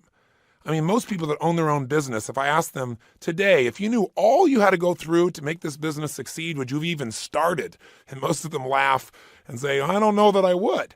See, people that succeed, they focus on how they're going to feel at the end of the process. People that never start look at what they got to go through. If there's something you keep talking about doing and you're not following through, I promise you, as you go through these 7 steps, you're going to find out not only why you're not doing it, but what you need to do to change it, and you can do it today. So stay with me, okay? And this may seem unreasonable to take time for yourself each day. It's an unreasonable amount of time, an hour for yourself. I think that's ridiculous, and I know you probably do too, or you wouldn't be listening to this. But a lot of people think that way. And you know what? Unreasonable people rule the world. It's unreasonable to think a man could be locked up for 27 years against his will when he did nothing wrong. But Nelson Mandela not only went through that process, but came out on the other side and came out and said, no, let's work together to bring the country together. Anyone would have understood if he wanted to kill everybody who took a quarter of a century of his life. But he's an unreasonable man. That's why we respected him. To think some nun who had no money and no background and no political contacts could literally help people that were dying in more than 100 nations around the world. And that when she actually passed away, virtually every leader, major leader in the world would come to her funeral would seem ridiculous. But Mother Teresa was an unreasonable woman, an unreasonable amount of love for people that no one else would love. Get unreasonable and everything's possible. If you get reasonable, you're going to have to lower your standards and drop down to what everybody else expects. And if you get your expectations down to the same level as the average person, you're going to have an average life. Nobody listening to a program like this, certainly not you and I, would ever settle for that. So if I'm intense, know it's because the more you demand of yourself, the more you're going to get out of this program. Because remember what we said? Only one thing creates an extraordinary life, an extraordinary mindset, an extraordinary psychology. Remember the 3 things you got to have to feel great or to feel bad? If you're going to feel great or bad, you got to change the way you use your body. So even as you're listening to me here, maybe sit up in your chair, or if you're walking, breathe and feel strong. And second thing you got to do is focus on what it is you want instead of what you got to go through. What else you got to do? Give things a powerful, positive meaning. If you find something in these 7 steps you don't like about the way you've been believing and the way you've been acting, that's good. Don't beat yourself up. Just say, you know what? Now I know it, so I can change it. And thirdly, remember to watch your language, those language patterns. When you say, oh, do I have to do this? No, you get to do it. This is your gift to yourself. So let's answer that first question. Here we spent the first CD talking to you about giving yourself time for yourself, a time to enjoy, a time to lock in what you want, a time for gratitude, a time to really program yourself for the kinds of successes you deserve. So why wouldn't people take that time out? Well, one reason is that people see the exercises involved and people have an interesting association to exercise. That's why I say just start by moving, right? But what happens is we're not in practice as a culture. We're not conditioned to discipline our focus, to discipline our bodies, to move ourselves. In fact, the word discipline for most people has a negative connotation, doesn't it? But the truth is anyone who's done it for a while loves that word because it gives you pride. It gives you excitement. You love the feeling of knowing that discipline just means you are in charge, that when you say something to yourself, you do it, that your word means something. That has power, and most people don't have it. That's why they fear discipline. They think discipline means a lack of freedom when discipline equals freedom. Discipline is, man, I don't even have to think about it. I decide and I do. That has power. But why don't most people do it? They don't have practice at it. They've not conditioned themselves to do it. They just have no experience in it. And then they don't get there for the following reasons. First, number one reason, they rationalize. Now, we all rationalize at times, don't we? What's rationalization? It's when you tell yourself a story, when you come up with a reason why it's okay not to do something. You don't say it's okay. You just go, well, I know it's important, but, or, I'm really committed to it, but. Whenever you hear somebody say but, they usually have a big one. Because what happens is they haven't followed through. They're coming up with excuses about why not to do something, and so they don't do it. So they sit around, they never get the result they want. See, the people say, what are some of the rationalizations? What are some of the stories? Because I always tell people, and I said this to you in the first session, I hope you heard it. The only thing keeping you from what it is you really want is the story you have about why you can't have it. So what's that story? Well, somebody goes, well, I don't have the time. Listen, this is the only thing that is equal in all of humanity. We do not have equal opportunity. We do not have equal strength or intelligence or background or education or love. The only thing that's equal is the amount of hours we have. And so the truth of the matter is you have all the time there is. Whatever you make a must, you will make happen. If it's a should, it'll happen only if it comes together. So it's not you don't have time. Because who creates your schedule? So, well, I'm responsible to everybody. Then take an hour less of sleep and give this to yourself. I guarantee you're going to get further by this hour of focus and movement than you're ever going to do by sleeping. And most people sleep way too much anyway. They're sleeping their life away. But here's the real question. Not what do other people do. What do you do? Honestly, how do you rationalize? And I know you probably don't call it that. None of us do. But we do it. How do you rationalize not doing things? What's the most common rationalizations? In fact, in a moment, I want you to turn the CD off because I bet there's a pattern. Remember we said there are patterns to success and patterns to failure? I'd like you to stop for a second. I want you to write down what are the most common reasons why you don't do things. What are the stories you say? Because you're going to discover you use the same story about exercise you use for other things you don't do. And I want you to take a moment and be honest with yourself because the antidote to rationalization is self-honesty. And there's immense power in that. Do you agree with me on this? So if you're just in your car and you can't write, pull over. You can write. Grab a pen. All right? Get real. This is your life. It'll only take you a minute. Pull over. Or at least do it in your head. Turn the CD off right now and write down at least 5 rationalizations you use not to follow through. Go. Well, welcome back from your rationalization exercise. Now, what did you learn? Well, I'll tell you what, when I did this, I learned that I was one lying sack of something. I was just telling myself story after story. Did you find that out too? Were you honest with yourself? Seriously? Well, here are the common things people say. The first thing is the one we've already covered. People say, I just don't have time. You'll hear all kinds of patterns around time, by the way. They say, I don't have time. That's the most common one. But then other people say things like, well, I can do it tomorrow. They just manipulate time. It's the ultimate mañana syndrome. And mañana never comes. So this is one of the biggest rationalizations. And what this becomes, understanding how to change becomes understanding the power of now. See, when you begin to understand the power of now, it's amazing what occurs. Now is what you can do in a moment. The reason people don't start things very often, why they feel they have to rationalize, is they think doing the project is going to be too difficult. It's going to cost them something, time, energy, money, resources, and they want something else. They want immediate comfort. They want to feel good in this moment. They say, well, I'm too tired, or it'll take too long, or it's too far. There's all kinds of these twos that hang out with people. And the pattern of it's too something is really that the person has made what they need to do too big in their head. So one of the things you got to do is understand the power of now and understand the power of chunking, which simply means instead of rationalizing, saying, okay, I'm going to do one thing right now. Let me just make one phone call on this. Let me write one paragraph. Let me go out and just walk for 10 minutes. Because see, I used to say, I don't have the hour. So I said, you know what? I've got 10 minutes. Or I've got 20. There's no excuse not to work out for 15 minutes. I can walk for 5, be grateful, and run for 15, and I'll get a good sweat up, but I can be back in 20 minutes and rock and roll. There's no excuse for that. And you know what's happened? I've never gone out and worked out for 20 minutes. Because once you get out there and you start getting into state, you get momentum, don't you? Or I say, okay, I'm just going to make one phone call. Well, I make one, and just getting out of the chair and making that phone call, now I'm in the chair. Well, now I make 3 phone calls, and pretty soon I make 10. Then I get in a conversation. Then I get stimulated. Then I'm in state. Right? This is the kind of thing that happens. It also happens on the negative side. You go, well, I'll just take a minute to rest here. Oh, no. Because once that butt is in the chair, right? Once something gets in motion, it tends to stay in motion. Once something stops, it tends to stay there because you get in state. So most people are avoiding the very thing that would free them. They're avoiding the very thing that would free them also from the feelings that they have this huge project to deal with. Just do it. And in the context of your hour of power, there's no excuse. You should wake up and move. Throw on your clothes and go. Throw on your tension and go. Don't even take time to think. Make it a habit that when you roll out of bed, into your shoes. You roll out of bed, into your gear. If you'll do that, you'll have momentum. You won't have time to rationalize. You'll be busy rationalizing while you're walking, and by that time, it'll be too late. Okay? So setting up systems is a great way. But the first step is identifying, what you're doing a good job of here. What is the story you're telling yourself about why you can't do this? It'll be better tomorrow. I don't have time. I'm too tired. It's too late. It's too far. It might not work. Or it might work, and then I'll be even more successful, and then I'll be even more busy, and I have no time. Whatever story you're telling yourself, drop the story.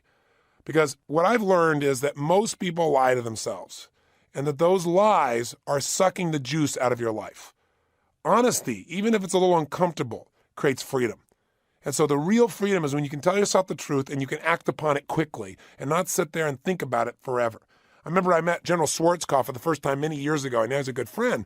And when I first met him, I was talking about what is it that a leader must do? And he said, tell the truth. Tell the truth to himself, tell the truth to the troops. And that's what a leader's got to do, get people to tell the truth to each other. He said, because I got to tell you something, no organization, whether it be the army, whether it be a business, or whether it be an individual, nothing gets better until you admit something's wrong. And no one wants to admit that because it sounds so horrible. No one wants to be wrong. But you know what? If it's not at the level you want it, it's wrong. If it's not the level that you'd be proud of, it's wrong. Because you deserve to have it right. Have it at the level you deserve. Living on the edge of what is possible. Living at the peak. Living life at that level of fulfillment. And that only happens when you stop telling the story, you stop rationalizing, you tell yourself the truth. Now, some people say, well, I'm not lying to myself. But what they're doing is they're using softeners. You know what I mean by that? Like, someone says, well, it's not that bad. It's a month till summer. I mean, I'm only a few pounds overweight. Or they compare to something else. They say things like, well, I'm much better than I used to be. So it makes themselves feel good. Because if you feel bad, you got to do something to change. And if you feel good, you don't have to change. You lose the drive. You don't want to lose your drive. Most people are constantly trying to make themselves feel good without actually changing anything. And when you do that, you train yourself to accept mediocrity. And mediocrity, by the way, doesn't mean compared to other people. Mediocrity is anytime you settle for less than who you really are. Because even though you may be doing much better than everybody around you, maybe people you're hanging around with are the wrong people to hang around with, and you just do it because it makes you feel good.